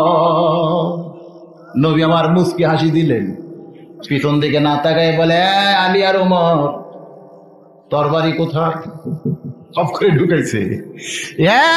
আলী আর ওমর, আমি রাসূল তোমাদের কাছে জানতে চাই, তরবারির শক্তি বেশি না নবীর সুন্নতের শক্তি বেশি? আমার নবীর আদর্শের দাম আছে না নাই? ফতে মক্কার দিনে সমস্ত মানুষ মক্কার দ্বারা ভয়ে ভয়ে দৌড় মারতেছে, সমান তালে দৌড়ায়। আজকে আব্দুল্লাহর এতিম ফোলা মদিনা ছেড়ে মক্কায় আইছে, আমাদের বাঁচার কোনো বুদ্ধি নাই। রাহমাতুল লিল আলামিন এক দৌড়ে কাবার উপরে উঠলেন। মক্কার মধ্যে সবচাইতে উঁচু ঘর তখন ছিল কাবা। জোরে কোন ঘর? নবী কাবার ছাদে দাঁড়ায় চিৎকার দিয়ে বললেন, এ মক্কার লোকেরা, ভয় নাই রে, ভয় নাই, আমি তোমাদের জন্য মহব্বতের দরজা খুলে দিয়েছি। সমস্ত মক্কার কাফেরেরা নবীর কথারে বিশ্বাস না করে সমান তালে দৌড়ায়। নবী তাকায় দেখে পুরুষ মানুষের ভিতরে একটা বুড়ি মানুষ টোপলা নিয়ে দৌড়ানো শুরু করেছে। এত বড় টোপলা নিয়ে বুড়ি দৌড়াতে পারে না, একবার পড়ে যায় টোপলারেও ছাড়তে চায় না। নবী আমার লাভ দে নাই মা, বুড়ির সামনে দাঁড়ায় বলে, কেন গো বুড়ি মা, আজকের দিনে টোপলা নিয়ে কেন দৌড়ান? বুড়ি চিল্লায় বলে, বেটা তুমি কি জানো না, আব্দুল্লাহর এতিম পোলা মদিনা ছেড়ে মক্কায় আইছে, যারে পাইতেছে তারে ধরে মারতেছে। নবী কান্দে আর কয়, বুড়িমা তুমি কোনোদিন কি নবীরে দেখছো? বুড়ি বলতেছে, বালাই ষাট, এমন মানুষরে দেখলি আমি হার্ট ফেল করে মারা যাব। আল্লাহ নবী বলে, বুড়িমা টোপলাখানা টানতে পারতেছো না, আমি যদি তোমার টোপলা নিয়ে যেখানে যাবার চাও পৌঁছা দিই, তুমি কি রাজি আছো? বুড়ি বলতেছে, এই দিনে তুমি বুঝি টোপলা চুরির তালে আছো? জোরে কর নাউজুবিল্লাহ। চোরের মন পুলিশ পুলিশ, চোরের মন কি আসলে পুলিশ পুলিশ না রে আবরা? এখন বর্তমানে কি বলা লাগবে, চোরের মন? তুমি যদি টোপলা চুরির তালে আছো। নবী বলতেছে, বুড়িমা ঠিক আছে, আমি যদি টোপলাটা মাথায় রেখে আর আমার হাতটা যদি তোমারে ধরতে দেই, তুমি কি রাজি? বুড়ি খুশি হইয়া কয়, তাহলে কুলিও পাইলাম লাঠিও পাইলাম, তুমি আমার কুলি হইছ আবার লাঠি হবার চাও, আমার কোনো আপত্তি নাই। নবীর এক হাত বুড়িমা ধরেছে। নবী বুড়ির টোপলা মাথায় নিয়ে পাহাড়ের দিকে হাঁটতেছে। পাহাড়ের কিনারায় এসে একটা গুহা পাইয়া বুড়ি বলতেছে, বাবা আমার এলাকার সব মানুষ এই পাহাড়ের গুহায় লুকাইছে, আমি তো এখানেই থাকতে চাই, তুমি টোপলা নিয়ে আমার মধ্যে থাকতে চাও, আমার কোনো আপত্তি নাই। আল্লাহ নবী বলে, বুড়িমা আপনার টোপলা আপনি নিয়ে আমারে বিদায় দেন, আমি আপনার কাছে জানতে চাই, এই মুহূর্তে আপনার কি কোনো সন্তানাদি নাই? আপনারে বাদ দিয়া তারা কোথায় লুকাইছে? বুড়ি কান্দে আর বলে, বেটা আজকের দিনে কোনো সন্তান তার মা রে বাপরে চিনে না। কোন মায়ের সন্তান তুমি? আমার টোপলা বহায়া এই পাহাড়ের গুহায় পৌঁছা দিলে তোমার পরিচয় জানতে চাই। নবী বললেন, পরিচয় জানার কোনো দরকার নাই, কারণ পরিচয় যায় না বুড়ি যদি হার্ট ফেল করে মারা যায়। নবী পরিচয় না দিলে বুড়ি চিৎকার দেয়। ভালো মানুষ যদি দেখতে চাও একটাবার মাথা বের করে দেখে নাও। অসংখ্য মাথা পাহাড়ের গুহা থেকে বের করে দেখে, যার ভয়ে পাহাড়ের গুহায় লুকাইছি সেই মানুষটিরে ধরে আনছে বুড়িটা। বুড়িমা আর বাঁচতে পারলাম না, ওই মানুষটি আব্দুল্লাহর এতিম পোলা, যার ভয়ে লুকাইছি। বুড়ি কান্দের কয়, না রে না, এই মানুষ কোনোদিন মানুষে মারতে পারে না, আমার উদরের সন্তান আমার কথা মনে করে নাই, সাইডা লুকাইছে। এই মানুষটা আমার টোফলা কুলি হইয়া লাঠি হইয়া বহায়া দিছে। সত্যই যদি আব্দুল্লাহর এতিম পোলা হয়, আয় আয় তোরা বের হয়ে আয়, এই মানুষটি হলে রহমাতুল লিল আলামিন। বাজান রে, নবী আমার রহমাতুল লিল আলামিন ডাক দে বলে, রে তালহা তোমার বাড়ির দরজায় আমি দাঁড়িয়ে আছি, তোমাকে ডাকতেছি, লব্বাইক লব্বাইক বলো। কেন বাড়ি খুলে এত দেরি করে বের হলে? ওমর ফারুক বলে, হুজুর আমারও একটা দাবি আছে। এই তালহার ছোট বাচ্চাকে দড়ি নিয়ে গোজার সঙ্গে বেঁধে রাখছে। নবী আমার কান্না শুরু করে বললেন, এই তালহা এক নম্বর, ফজরের নামাজের সালাম ফিরায় বাড়ির দিকে কেন দৌড়াও? দুই নম্বর, দরজায় এত ডাকা আর পরে কেন দরজা খুললে? তিন নম্বর, তোমার সন্তানকে রশি দিয়া কেন বেঁধে রাখছো? তালহা কান্দের বলে, হুজুর, আমার পরনে যে কাপড় দেখতেছেন, আমার গোটা বাড়ি এই একটি কাপড় ছাড়া আর কোনো কাপড় নাই যেইটা পরে আল্লাহর সামনে দাঁড়ানো যায়। মাটির গর্ত করেছি, যেমন তেমন কাপড় পিছায়া ওই গর্তের মধ্যে বউটারে নামায়া দিয়া, ইয়া রাসূলুল্লাহ, আমি আপনার পিছনেই কাপড় পরে ফজরের নামাজ আদায় করেছি। নামাজ আদায় করার পরে আপনার পবিত্র মুখের ওয়াজ শোনা আর আপনার সঙ্গে যদি মোনাজাত করতে চাই, তাহলে পূর্ব দিকে সূর্য উদয় হয়ে আমার বিবিটার ফজরের নামাজ কাজা হয়ে যায়। ইয়া রাসূলুল্লাহ, মনের মধ্যে বড় আশা থাকার পরেও আমার বিবির নামাজটা কাজা না করার জন্য তড়িঘড়ি করে মসজিদ থেকে বাড়িতে আইসা আমার বিবির কাপড়খানা দিয়ে আমি গর্তের মধ্যে যেমন তেমন কাপড় পরে নাইমা পড়ছি। আমার বিবিটা কাপড় পরে ফজরের নামাজ আদায় করে যখন দুইখানা হাত তুলে আল্লাহর কাছে কাঁদতেছে, আপনি তখন তালহা তালহা বলে দরজায় ডাকতেছে। আপনার ডাকটা শুনে উলঙ্গ হয়ে আপনার সামনে আসতেও আমার লজ্জা হয়। আমার বিবিটা আল্লাহর কাছে দুই হাত তুলে কাঁদতেছে, তারেও সেখান থেকে টাইনা গর্তে নামাতে আমার বড় ভয় হয়। আমার বিবিটার নামাজ শেষ হয়ে গেলে এক কানে গর্তে নামায় দেওয়ার পরনের কাপড় আমি পরে আপনার সামনে দাঁড়াইছি। আমার একমাত্র সন্তান আমার বাড়ির দরজায় যে গাছটা দেখতেছেন, এই গাছটা হলো ইহুদির গাছ। কয়েকদিন হলে গাছের খেজুরে পাক ধরেছে, সারা রাত টস টস করে পাকা খেজুর গাছের গোড়ায় পড়বে। আমি যখন ফজরের নামাজ পড়তে যাই, আমার এই ছোট বাচ্চাটা চেতন পাইয়া বের হইয়া যদি ইহুদির গাছের খেজুর খায়, আমার বড় ভয় হয়। আমি মুসলমান, আমার সন্তান ইহুদির গাছের খেজুর কেমনে খায়? এই ভয় হওয়ার কারণে ঘুমন্ত সন্তানকে ঘুম থেকে উঠায় রশি দিয়ে ওই গোজের সঙ্গে বেঁধে রাখছি। আমার সন্তানকে এখন পর্যন্ত রশি খোলার সুযোগ পাই নাই। আপনার সামনে দাঁড়ায় গেছি, এই মুহূর্তে আমি দড়িটা খুলতে চাই। নবী বলেন, তালহারে, তোমার ছেলে রশি তোমারে খোলা লাগবে না, আমি নবী নিজ হাতে খুলতে চাই। সাহাবীদের নিয়ে নবী আমার তালহার বাচ্চার কাছে দাঁড়ায়, তাকায় দেখে দড়ি দিয়া যেগুলো জায়গায় বাঁধছে, টানা হেঁচা করার কারণে প্রত্যেকটা জায়গা ছেলে ছেলে রক্ত বের হয়ে গেছে। নবী কান্দের কয়, তালহার মাসুম বাচ্চা, শোন রে বাবা, শোন, তোর বাবা দড়ি লাগাইয়া ইহুদির গাছের খেজুর থেকে তোরে শুধু হেফাজত করেনি, তোর জন্য জাহান্নামের আগুন হারাম করেছে। সাইদ ইবনে আমের বলে, আমিরুল মুমিনিন, এই একটি মাত্র কাপড় ছাড়া এই দুনিয়ায় আমার এমন কোনো কাপড় নাই যেইটা পরে আমি কার্যালয়ে আসতে পারি। আমি মাসে একদিন বাজার করি। কি করি? এই কাপড়টা পরে আমি বাজারে যাই, বাজার করে তড়িঘড়ি আমি বাড়িতে চলে আসি। মনে করবেন না যে বাজারে গিয়ে আমি ঘন্টার পর ঘন্টা দেরি করি, কারণ আল্লাহর নবী বলেছেন, মুসলমানের জন্য সব চাইতে দামি জায়গা হলো আল্লাহর ঘর, আর সব চাইতে খারাপ জায়গা হলো হাট বাজার। সব চাইতে দামি জায়গা কি আর সব চাইতে খারাপ জায়গা? আপনাদের কোন জায়গায় ভালো লাগে, মসজিদ না হাট বাজার? হাটের মধ্যে ঘন্টার পর ঘন্টা থাকে, কোনো মুসল্লির বিরক্ত হয় না। আর জুমার দিনে মসজিদে 8 ঘন্টাও মুসল্লি থাকবার চায় না। আমি কি ভুল বললাম ভাই? এরকম মুসল্লি আছে না নাই? এরকম বহু মুসল্লি আছে, জুমার দিনে দেখবেন মসজিদে যদিও যায়, কিন্তু আর বসারও সাইজ নাই, সমানে বসে খালি ট্যাংরা মারতেছে। আছে না নাই? আরে বাজান, সাইদ ইবনে আমের বলেন, তড়িঘড়ি করে বাজার করে আমি বাড়িতে চলে আসি। আমার বিবির যতগুলো কাপড় আছে, আমার বিবি লুলা পঙ্গু হওয়ার কারণে তার কাপড়গুলো আমারই খাঁচতে হয়, আমার বাচ্চাদের কাপড়গুলো আমারে খাঁচতে হয়। আমার পরনের এই মোটা কাপড়, তখনকার যুগে কি টরি কাপড় ছিল? এরকম ভালো ভালো দামি কাপড় ছিল নাকি?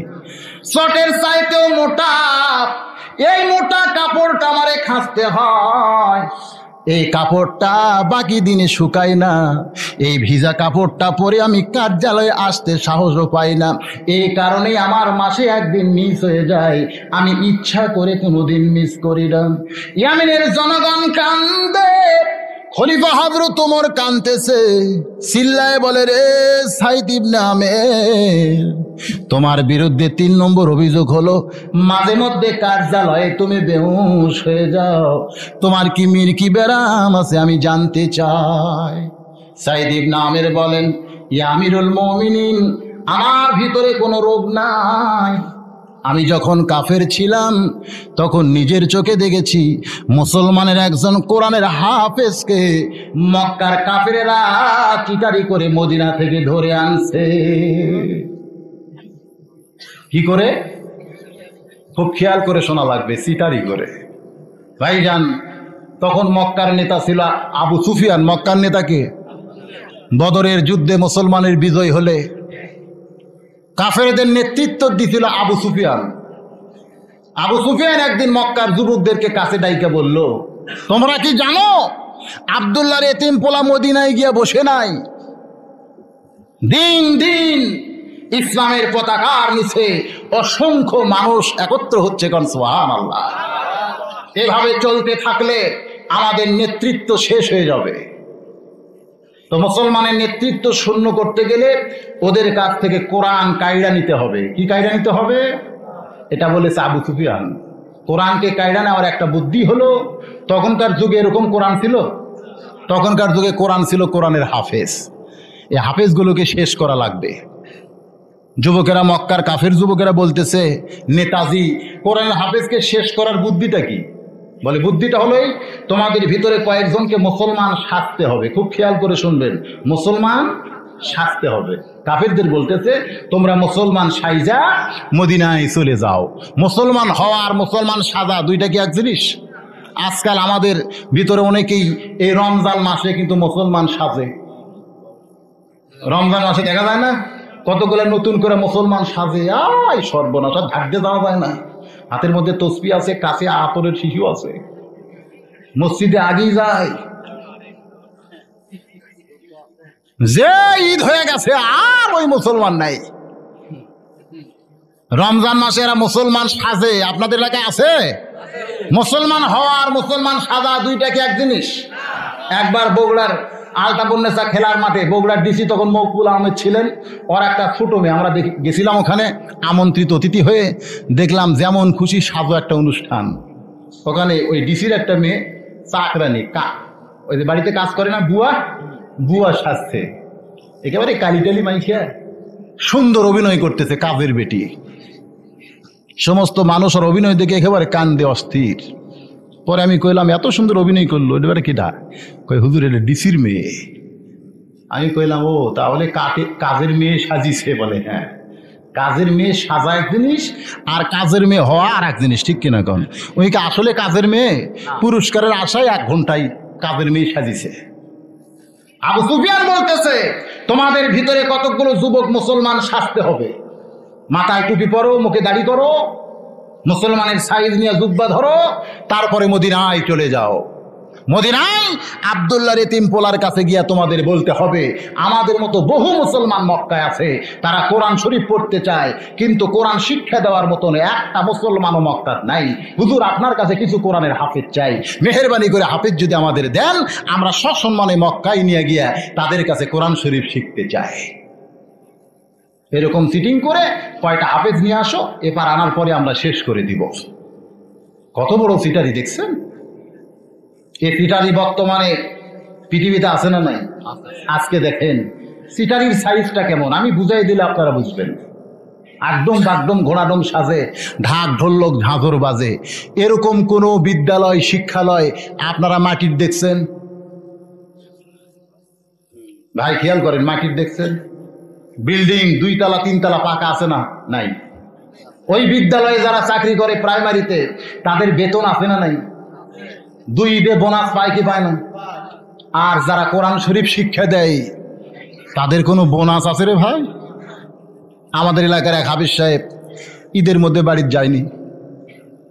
আমি কইলাম হুজুর আপনার বাড়ি? এই বাড়ি তো সিংড়াই। তো ঈদের দিনে আপনি সোলফল নাই? আছে হুজুর, কিন্তু ঈদের মাঠে আদায় করার জন্য পাওয়া হলো না। হাফেজ সাহেব ঈদের দিনে ঈদের মাঠে টেকা আদায়ের জন্য সোলফলের সঙ্গে ঈদ করতে পারলো না। আর যারা প্রাইমারিতে পড়ে শিক্ষা দেয় ওই সমস্ত মাস্টারেরা সোলফল নিয়ে ঈদ করছে কি করে নাই? আর হাফেজ সাহেব ঈদুল আজহার দিনে যেখানে কুরবানি জব হয় হুজুর ঘুরতেছে। খবর কি হুজুর? সামনার পয়সা আদায়ের জন্য আসছি হুজুর। হাই হাই হাই হাই, সমস্ত মানুষেরা বাড়িতে ঈদ করতেছে, বলছেন যে আপনার খবর? আমাদের সেই সুযোগ নাই।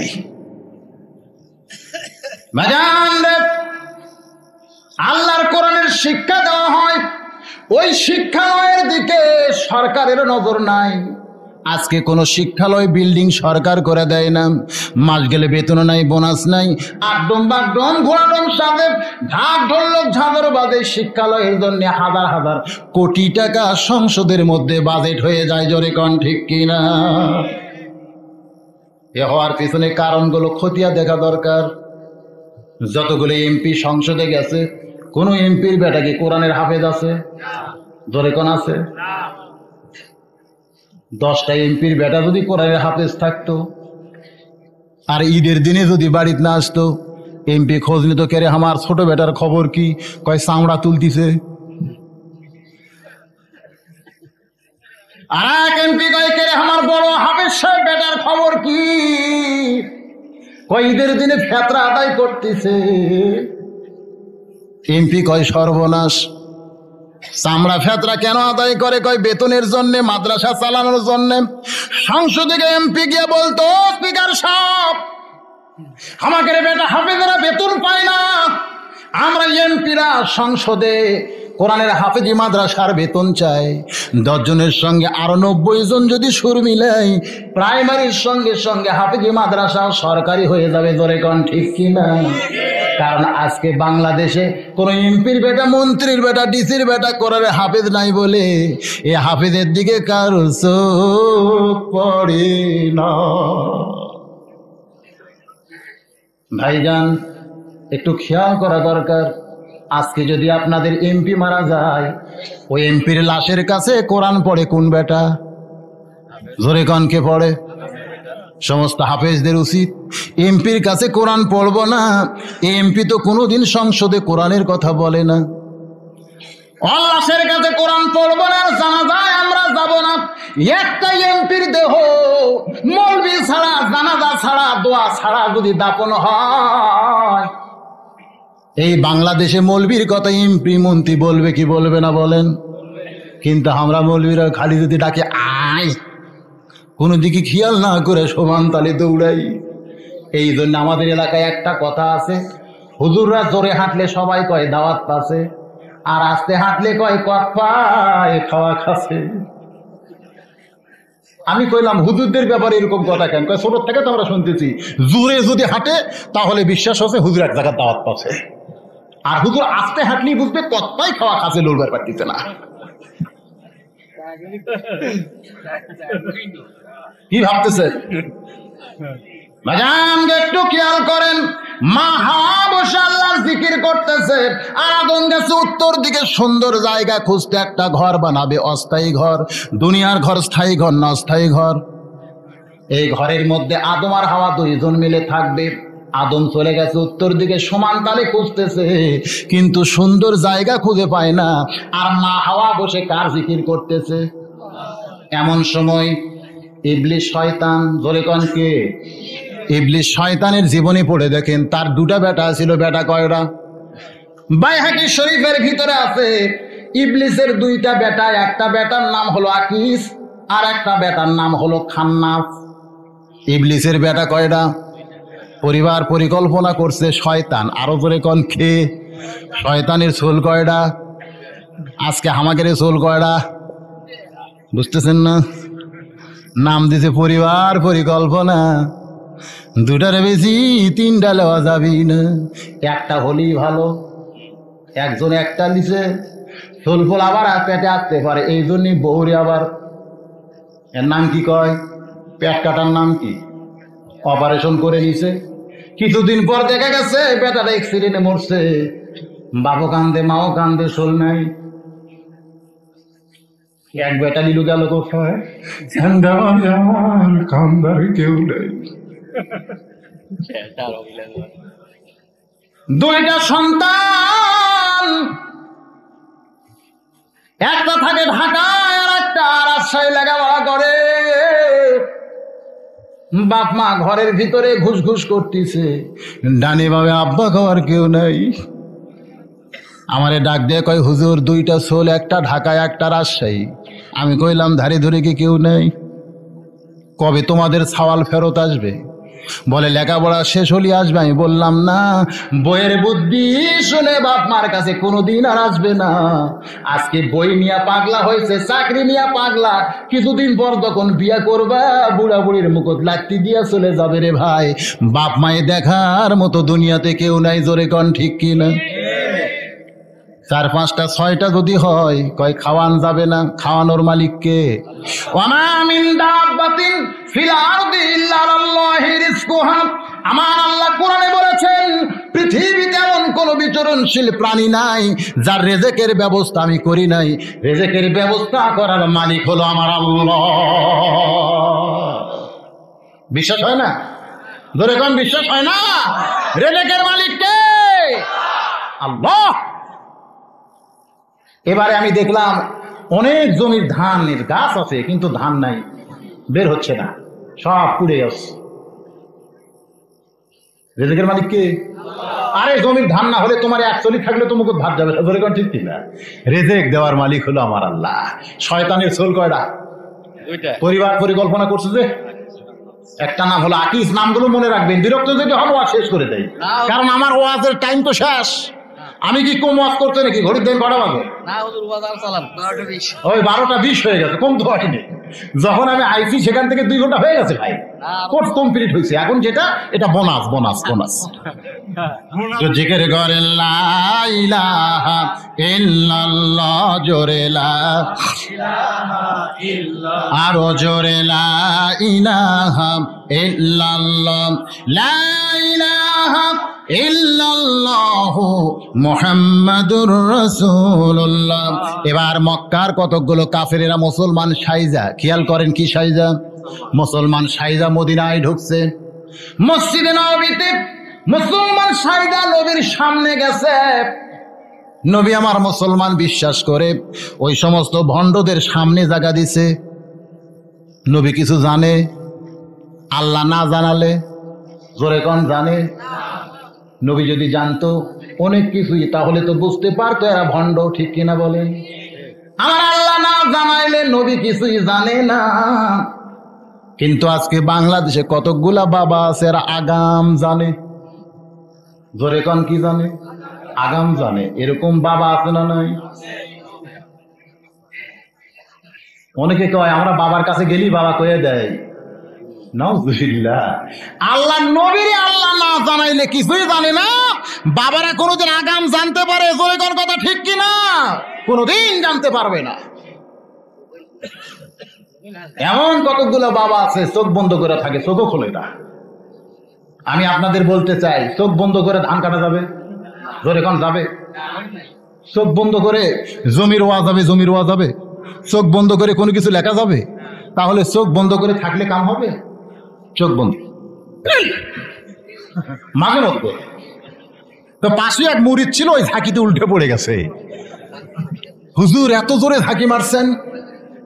এই বেটা, তুই তো জানিস না আমি চোখ বন্ধ করে দেখতেছি কাবার ধারে কুকুর ঘুরতেছে, এখানে ইলের ধাক্কায় কুত্তা খেদালাম।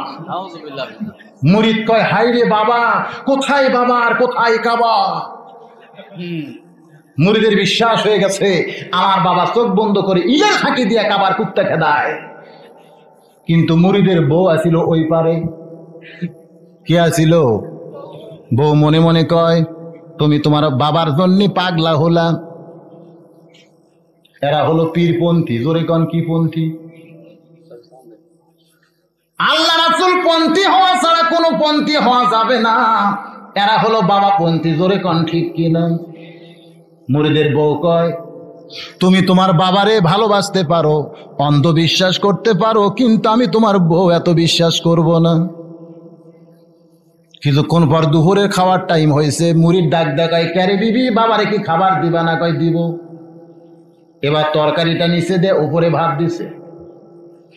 মুরিদ বাবার সামনে ভাত আনছে, বাবা তাকায় রাগ করে কয়, আয় মুরিদ, শুধু ভাত দিলি, তরকারি দিবি না? মুরিদ বউরে ডাক দেয়, কে গো বিবি, বাবারে খালি ভরে ভাত দিলা, তরকারি কি দিবা না? বউ বলতেছে, আমি আসতেছি। বউ কি কয়? বাবা ভাবতেছে, তরকারি চাইলো আমার মুরিদ, কিন্তু মুরিদের বউ বলতেছে আমি আসতেছি। তরকারিও পাওয়া যাবে, বউটারও দেখা যাবে। জোরে খন নাউজুবিল্লাহ। আজকাল অনেক বাবা নাকি কয়, মনের পর্দা বড় পর্দা, বাহিরের পর্দার দরকার নয়। মুরিদের বউ যখন কয় আসতেছি, বাবা মনে মনে খুশি, যা আমার সামনে আসতেছে।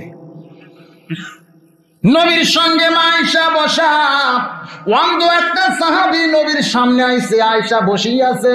সাহাবীটা চলে গেলে নবী বললেন, আয়েশা রে, অন্ধ সাহাবী আইলো, তুমি কেন চলে গেলে না?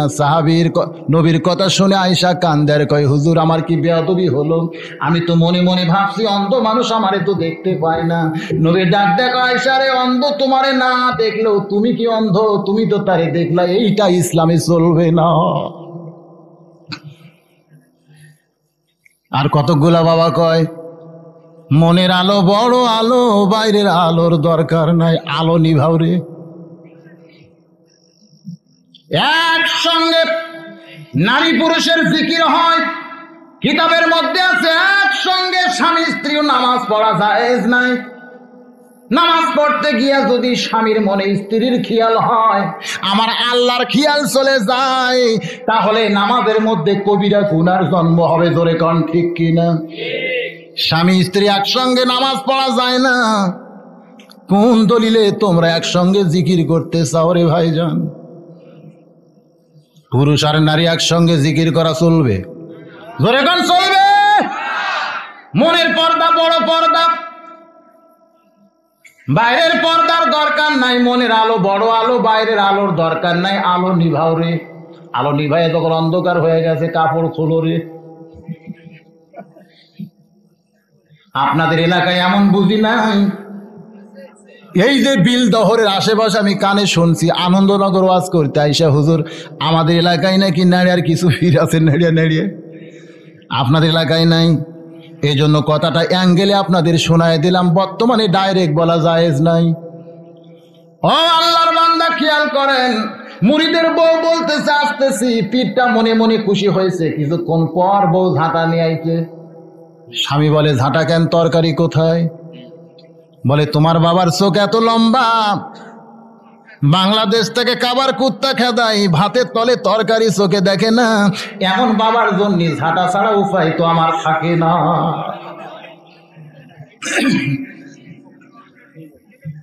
রে আল্লাহর বান্দারা, নবী আমারে না জানাইলে আল্লাহ কিছুই জানে না।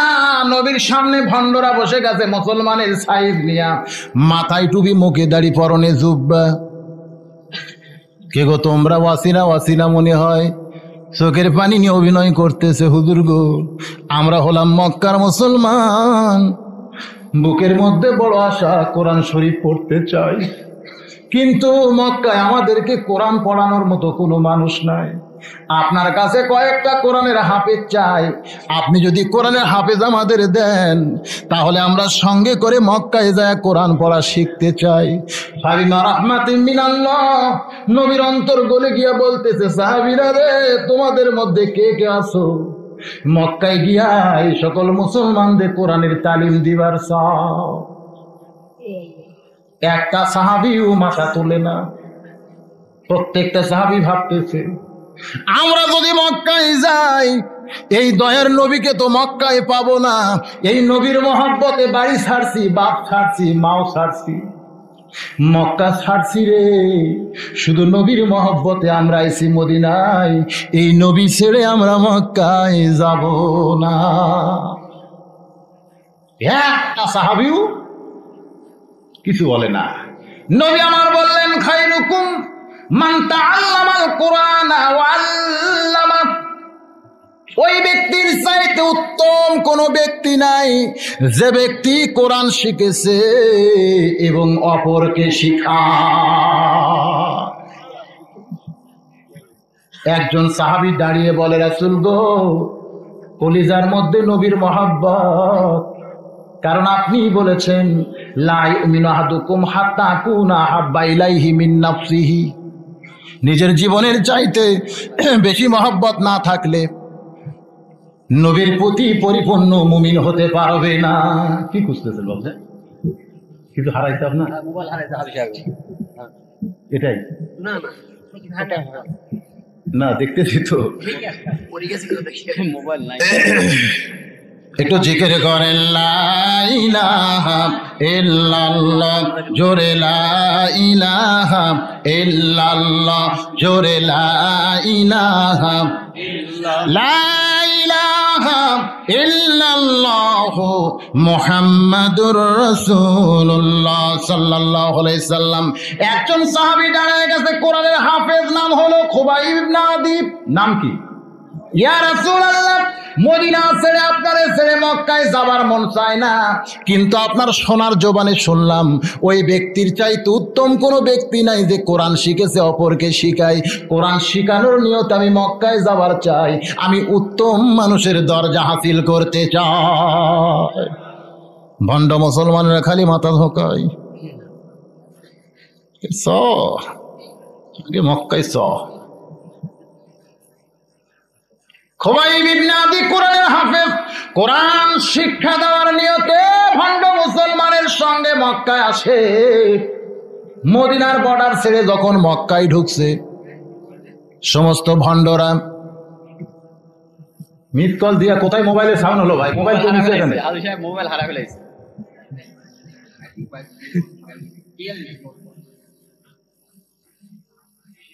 বলে দেন, যেটা আসল বলে দেন, মনের মধ্যে ধোকচোক চলে যায়। যাক আলহামদুলিল্লাহ আছে ভাই। আসলে উনি আমাকে খুব মহব্বত করেন তো, হ্যাঁ, আব্বাজান বলে ডাকেন। মোবাইল হারানোর কথা শুনে আমি ওয়াজের লাইন কাটা হয়ে যাচ্ছে। আছে অসুবিধা ভাই জান, কি মন খারাপ হচ্ছে? আমি কিন্তু এখন বোনাসের উপরে আছি, বোনাসের উপরে। শেষ সময় শেষ, আপনারা আছেন বলেই তো ওয়াজ করতেছি। জি, মহিলার তরফ থেকে আইসে আরো 1 ঘন্টা করতে হবে। ভাইজান একটু খেয়াল করে শোনেন যে কথা বলতে চাই। মদিনা ছেড়ে যখন মক্কায় ঢুকছে, জোরে কোন কোথায় ঢুকছে? ওরা আসল না নকল? নকল। মুসলমানের সাজ এবার খুলে ফেলেছে। খুবাইব বিন আদির হাতটা ধরে বলতেছে, রে কোরআনের হাফেজ, কোরআন শিখতে চাই না, বরং কোরআনকে দুনিয়া থেকে আমরা নিভায় দিতে চাই। ইউরিদুনা লিউতফিউ নূরাল্লাহি বিআফওয়াহিহিম ওয়াল্লাহু মুতিম্মু নূরিহি ওয়ালাউ কারিহাল কাফিরুন। কোরআনকে আমরা কি করতে চাই? দুনিয়া থেকে মিটাই দিতে চাই। এই জন্যই কোরআনের হাফেজকে আমরা চিটিং করে মক্কায় আনছি। খুবাইব বিন আদিকে নিয়ে যাওয়া হলো মক্কায়। একটা হাফেজকে শেষ করে দিলেই ওরা মনে হয় বিজয় হবে। ধরে কোন কি হবে? সাইদ ইবনে আমির বলেন, আমি তখন কাফের ছিলাম, আমি নিজের চোখেই দেখলাম আমাদের নেতা আবু সুফিয়ান ওই কোরআনের হাফেজ খুবাইব বিন আদিকে বিরাট একটা টেজের উপরে নিয়ে আসলো। গলার মধ্যে শিকল লাগাইছে, হাতের মধ্যে বেড়ি। আবু সুফিয়ান চিল্লায় বলে, রে মক্কার লোকেরা, তাকায় দেখো, মুহাম্মাদের একজন অনুসারী কোরআনের হাফেজকে আমরা গ্রেফতার করেছি। তোমাদের সামনে তাকে হত্যা করা হবে, শেষ করা হবে। হাজার হাজার কাফেরেরা খুবাইবের দিকে তাকায় আছে। সাইদ ইবনে আমির বলে, আমিরুল মুমিনিন, আমি মাঝে মধ্যে কেন বেহুশ হয়ে যাই, এ কথা আপনারে শোনাতে চাই। আমিও দেখলাম খুবাইব বিন আদির মুখের দিকে, তার মুখের মধ্যে কোনো মলিনতা নাই, কোনো ভয় নাই। আবু সুফিয়ান চিৎকার দিয়া কয়, রে মুসলমান কোরআনের হাফেজ, তাকায় দেখো, তোমার সামনে হাজার হাজার তোমার শত্রু। আমি যদি হুকুম দেই ওরা তোমাকে শেষ করে দিবে, তোমার আর বাঁচার বুদ্ধি থাকবে না। কোরআন থেকে খুবাইব চিৎকার দিয়ে তেলাওয়াত করে, ওয়ালা তাকুল তাকুলু লিমান ইউকতালু ফি সাবিলিল্লাহি আমওয়াতুন বাল আহইয়াউ ওয়ালাকিন লা তাশউরুন। এ মক্কার কাফেররা, তোমরা মনে করেছো তোমরা খুবাইবকে হত্যা করে শেষ করে দিবে, কিন্তু আমার আল্লাহ বলেছে, আল্লাহওয়ালা আল্লাহর পথের সৈনিককে কেউ যদি শেষ করে দেয় সে কোনোদিন শেষ হয় না, বরং সে চিরজীবন লাভ করে। বলে সুবহানাল্লাহ। আবু সুফিয়ান চমকে উঠছে, এতগুলো আমাদের হাঙ্গ ভাঙ্গ দেখে একটা হাফেজ ভয় করতেছে না, বরং আমাদেরকে স্তব্ধ করে দিচ্ছে কোরআন দিয়া। জোরে কোন সুবহানাল্লাহ। এই মুহূর্তে তোমার কাছে আমাদের প্রস্তাব হলো, তুমি যদি বলো আব্দুল্লাহর পোলা নিফাত যাক, আব্দুল্লাহর পোলা দুনিয়া থেকে ধ্বংস হয়ে যাক, এই কথা যদি তুমি বলো তাহলে আমাদের দলে তোমাকে নিয়ে নিব। খোয়াইব বিন আদি চিৎকার দিয়া বলে, এ মক্কার মুশরিকেরা, কেউ যদি আমারে বলে নবীর পায়ে একটা কাঁটা ফুটছে, ওইটা আমার কলিজা ছারখার করে দিবে, আমার মুখ দিয়ে নবীর নিবাদ যাক কোনোদিন বলতে পারবো না। একজন আশিকে রাসূল মুসলমান আল্লাহ রাসূলকে কত ভালোবাসে। বাজান রে, সাইদ ইবনে আমের বলে, এবার আমাদের নেতা আবু সুফিয়ান বলল, খুবাইব, এই মুহূর্তে তোমাকে আমরা শেষ করে দিব। দুনিয়া থেকে বিদায় হওয়ার পূর্বে আমাদের কাছে যদি তোমার কিছু চাওয়া থাকে তাহলে বলো। আজকে বাংলাদেশে যখন ফাঁসি দেওয়া হয়, ফাঁসির আগে আসামিকে বলা হয়, তোমার মন যদি ভালো কিছু খাইতে চায় বলো, তোমার মনে যদি কোনো আশা থাকে তাহলে আমাদের শোনাও, এরকম বলা হয় কি হয় না? খুবাইব, এখনই শেষ করা হবে, মরার আগে যদি কিছু চাওয়ার থাকে তাহলে চাও। খুবাইব চিৎকার করে বলে, ইয়াকা নাবুদু ওয়া ইয়াকা নাস্তাইন। একজন আল্লাহর বান্দা ইবাদত করে যার, সে আল্লাহর কাছে সাহায্য চায়, অন্য কারো কাছে সাহায্য চাওয়ার অধিকার কোনো মুসলমানের নয়।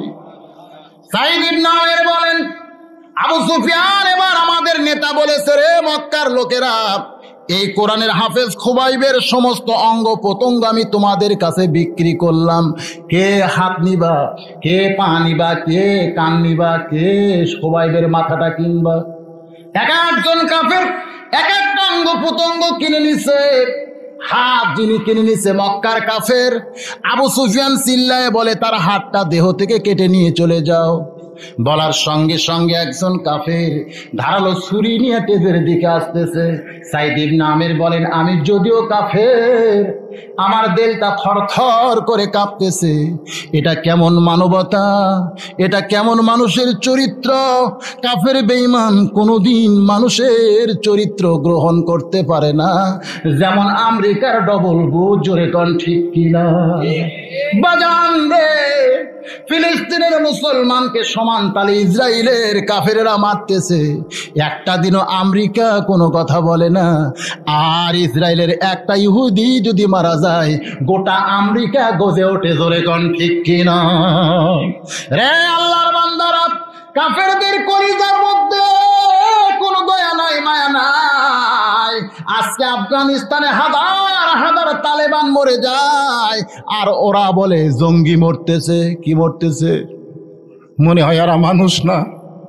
একটাবারও বলে না তালেবানের আজকে আফগানিস্তানের মানুষ মরতেছে, একটাবারও বলে না। যতবার খবর দেয় ততবার বলে জঙ্গি মরতেছে। জোরে কোন ঠিক কিনা? আল্লাহর বান্দারা, আবু সুফিয়ান কাফেরদের নেতা, কোরআনের হাফেজের দেহের অঙ্গ প্রত্যঙ্গ বিক্রি করছে। একটা কাফের তরবারি নিয়ে হাতটা কাটতে আইছে। সাইদ ইবনে আমের বলেন, আমি চমকে উঠে দেখতেছি, সত্যই তাই, এক আঘাতে খুবাইবের দেহ থেকে একটা হাত কাটা হলো। হাতটা খুবাইবের সামনে ফেলে দেওয়া হয়েছে। কোরআনের হাফেজের দিকে তাকায় আছি, মুখটা বিড়বিড় করে কি যেন পড়তেছে। আবু সুফিয়ান বলে, খুবাইব রে, এখনো তোমার দেহের একটা হাত, বাকি সব অঙ্গ প্রত্যঙ্গ তো ঠিক আছে। এখনো যদি বলো আব্দুল্লাহর পোলা নিপাত যাক, আর তোমার কোনো অঙ্গ প্রত্যঙ্গ কাটা হবে না, বরং তোমাকে চিকিৎসা করে সুস্থ করা হবে। খুবাইব বিন আদি চিৎকার দিয়ে বলে, রে মক্কার কাফেরেরা, আমার দেহ থেকে তোমরা তোমরা হাত কাটছো, পাও কাটতে পারো, চোখ উপড়াইতে পারো, আমার দেহ থেকে কাল্লা কাইলা নিতে পারো, তবে তোমরা শুনে নাও, আমার সব অঙ্গ প্রত্যঙ্গ বিচ্ছিন্ন করলেও আমার ঈমান তোমরা বিচ্ছিন্ন করতে পারবা না। সমস্ত কাফের বেঈমানেরা রাগান্বিত হইয়া খুবাইবের সমস্ত অঙ্গ প্রত্যঙ্গ কাইটা ফেলছে।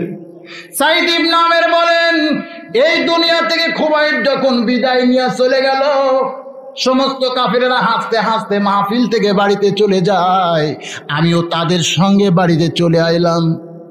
কিন্তু রাতটা যখন গভীর হয়েছে, আমার চোখের মধ্যে কোনো ঘুম নাই, আমি চুপি চুপি সে জায়গায় চলে যাই। আমি যাইয়া দেখি সমস্ত অঙ্গ প্রত্যঙ্গ তখনও পড়ে আছে। আমার নিজের একটা গায়ের চাদর আমি মাটিতে বিছাইলাম, ওই চাদরের মধ্যে হাত পা মাথা কান চোখ সব একত্র করে একটা টোপলা বাঁধলাম। এ মক্কায় থাকবো না রে, যে মক্কায় একজন মানুষকে টুকরা টুকরা করা হয়, এ বাংলাদেশেও ঢাকার বুকে একটা মানুষকে মারার পরেও ৭০টা টুকরা করে ৭০ জায়গায় ফেলে দেয়। ধরে কোন ঠিক কিনা?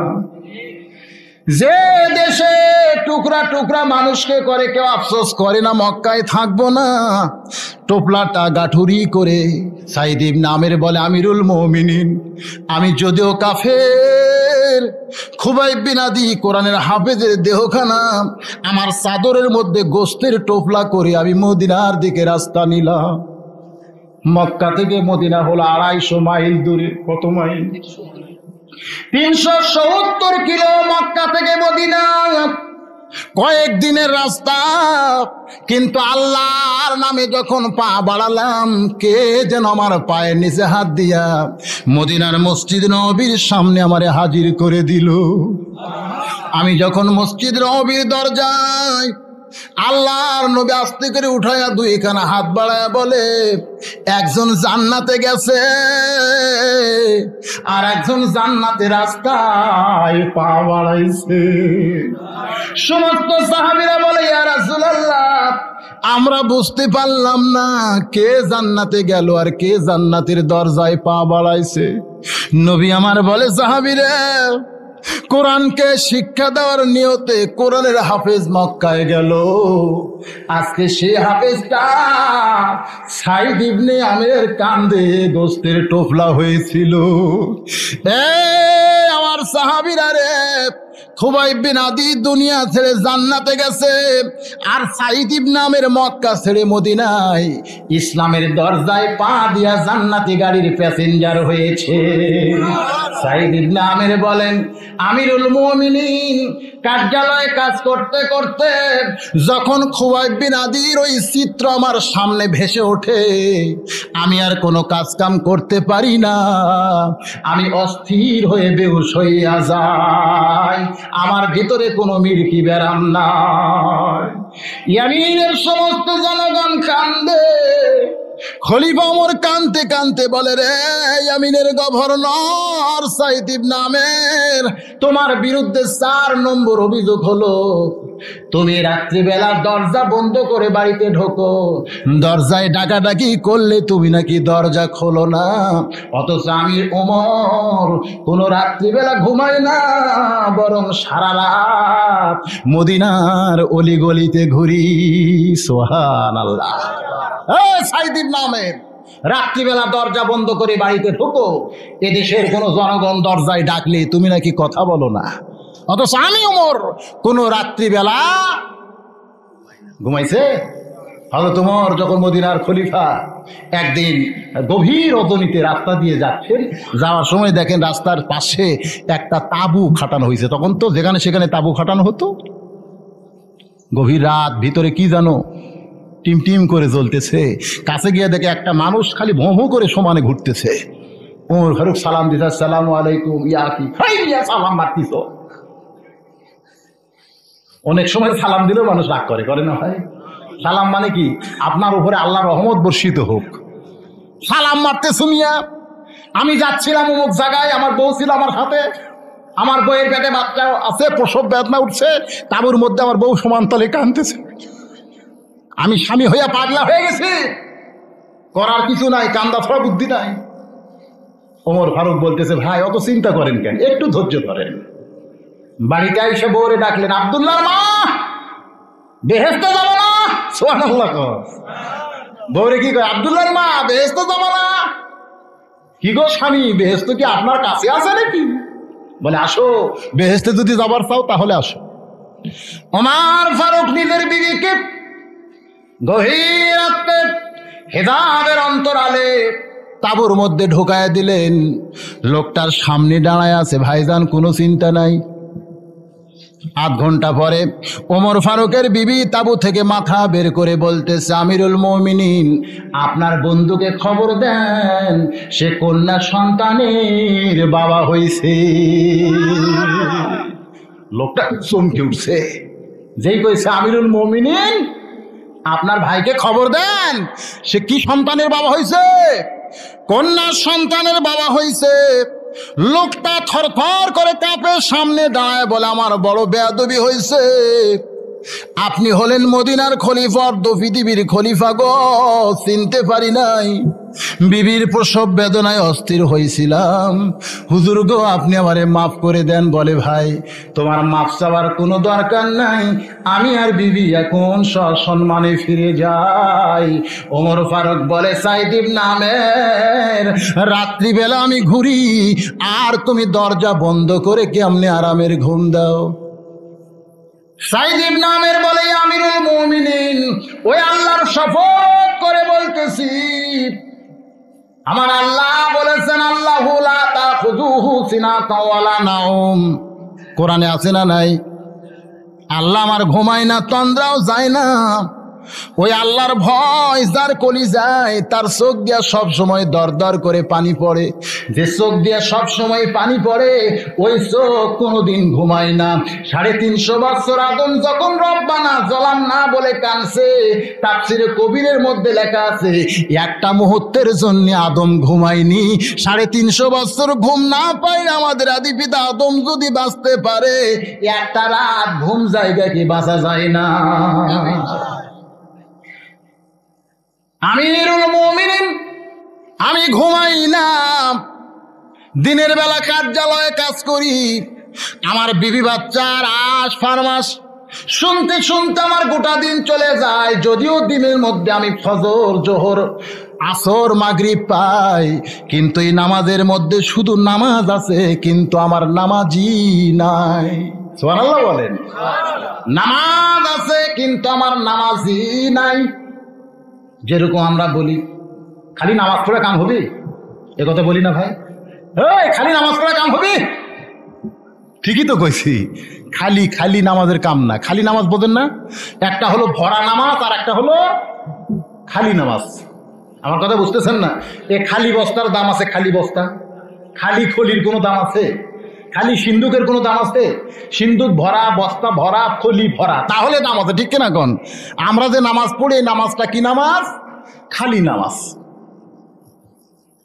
হাদিসে আছে বিস্তারিত, হুজুরি কলব ব্যতীত করছিন কালেও নামাজ তোর হবে না।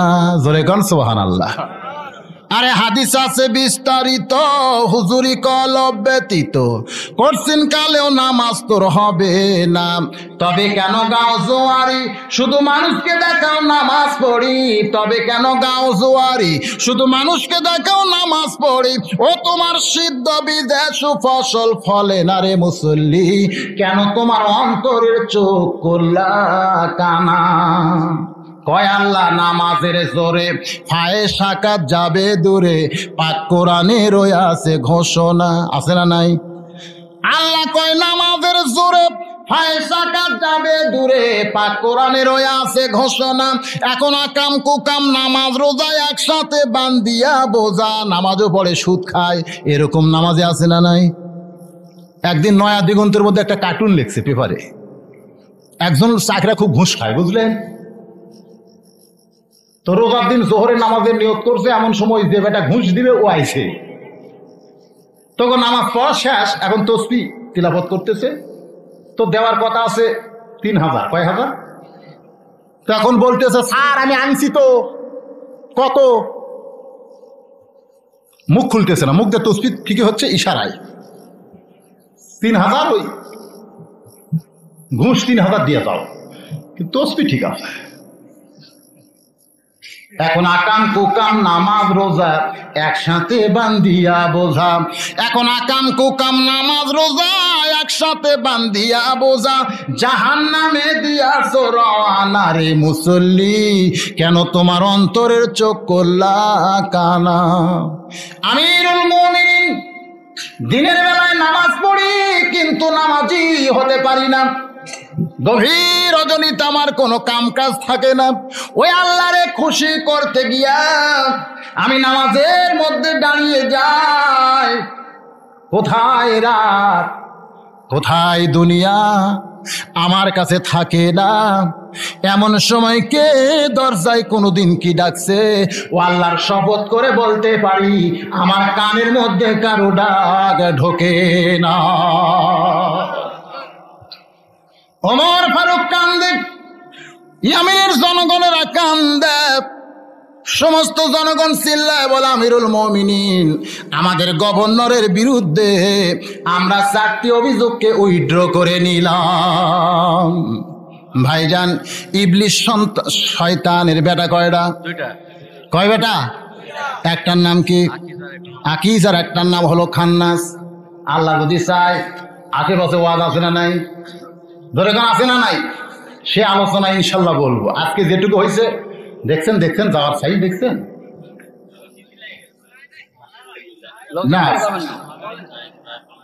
হ্যাঁ, 12:51 বাজতেছে, মোনাজাতের মধ্যে একটা হবে। আমি যখন আইসি ওয়াজ কম হয়নি ভাই, ওয়াজ কি কম হয়েছে? একটু ইস্তেগফার পড়ে, আস্তাগফিরুল্লাহ রাব্বি মিন কুল্লি যামবি ওয়া তুবু ইলাইহি। মোনাজাত না করে কেউ যাবে না, অনুরোধ করলাম আপনাদের। সবাই বসেন, সবাই হাত তুলে আল্লাহুম্মা আমিন। রব্বানা আতিনা ফিদ দুনিয়া হাসানাতাও ওয়া ফিল আখিরাতি হাসানাতাও ওয়া কিনা আযাবান নার। রব্বানা তাকাব্বাল মিন্না ইন্নাকা আনতাস সামিউল আলিম ওয়া তুব আলাইনা ইন্নাকা আনতাত তাওয়াবুর রহিম। আয় আল্লাহ তাআলা, এত রাত পর্যন্ত জান্নাতের বাগান থেকে জান্নাতি মানুষদেরকে নিয়ে আমি গুনাহগার তোমার রহমতের দরজায় ফকির হয়ে দুখানা হাত তুলেছি। আল্লাহ, মেহেরবানি করে আজকের মাহফিলকে কবুল করে নাও। সন্ধ্যা থেকে রাত 1টা পর্যন্ত তোমার কোরআন হাদিসের আলোচনা করতে গিয়া মাঝে মধ্যে জিকির আজকার দোয়া দুরূদ পাঠ করা হয়েছে। আল্লাহ, এর মধ্যে যদি কোনো ত্রুটি হয়, ভুল হয়, মাফ করে দিও। যে হাদিয়া মঞ্জুর করো সোনার মদিনায় নবী পাকের রওজায় পৌঁছায়া দাও।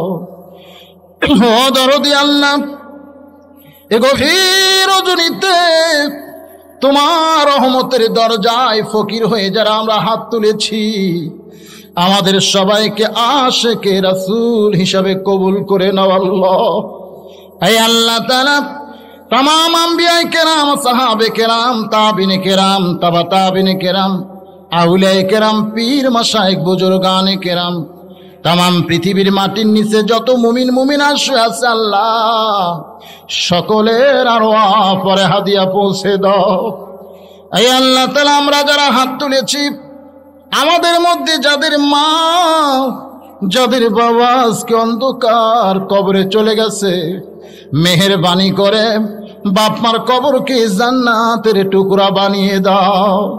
আমাদের দাদা দাদি নানান আত্মীয় স্বজন এতিম হয়ে যারা কবরে গেছে আল্লাহ তাদের কবরকে জান্নাতের টুকরা বানিয়ে দাও। গোটা পৃথিবীর খবর আমরা রাখতে পারি, বাড়ির পাশে আমাদের আপনজন কবরে আছে, একটা বার তাদের খবর আমরা নিতে পারলাম না।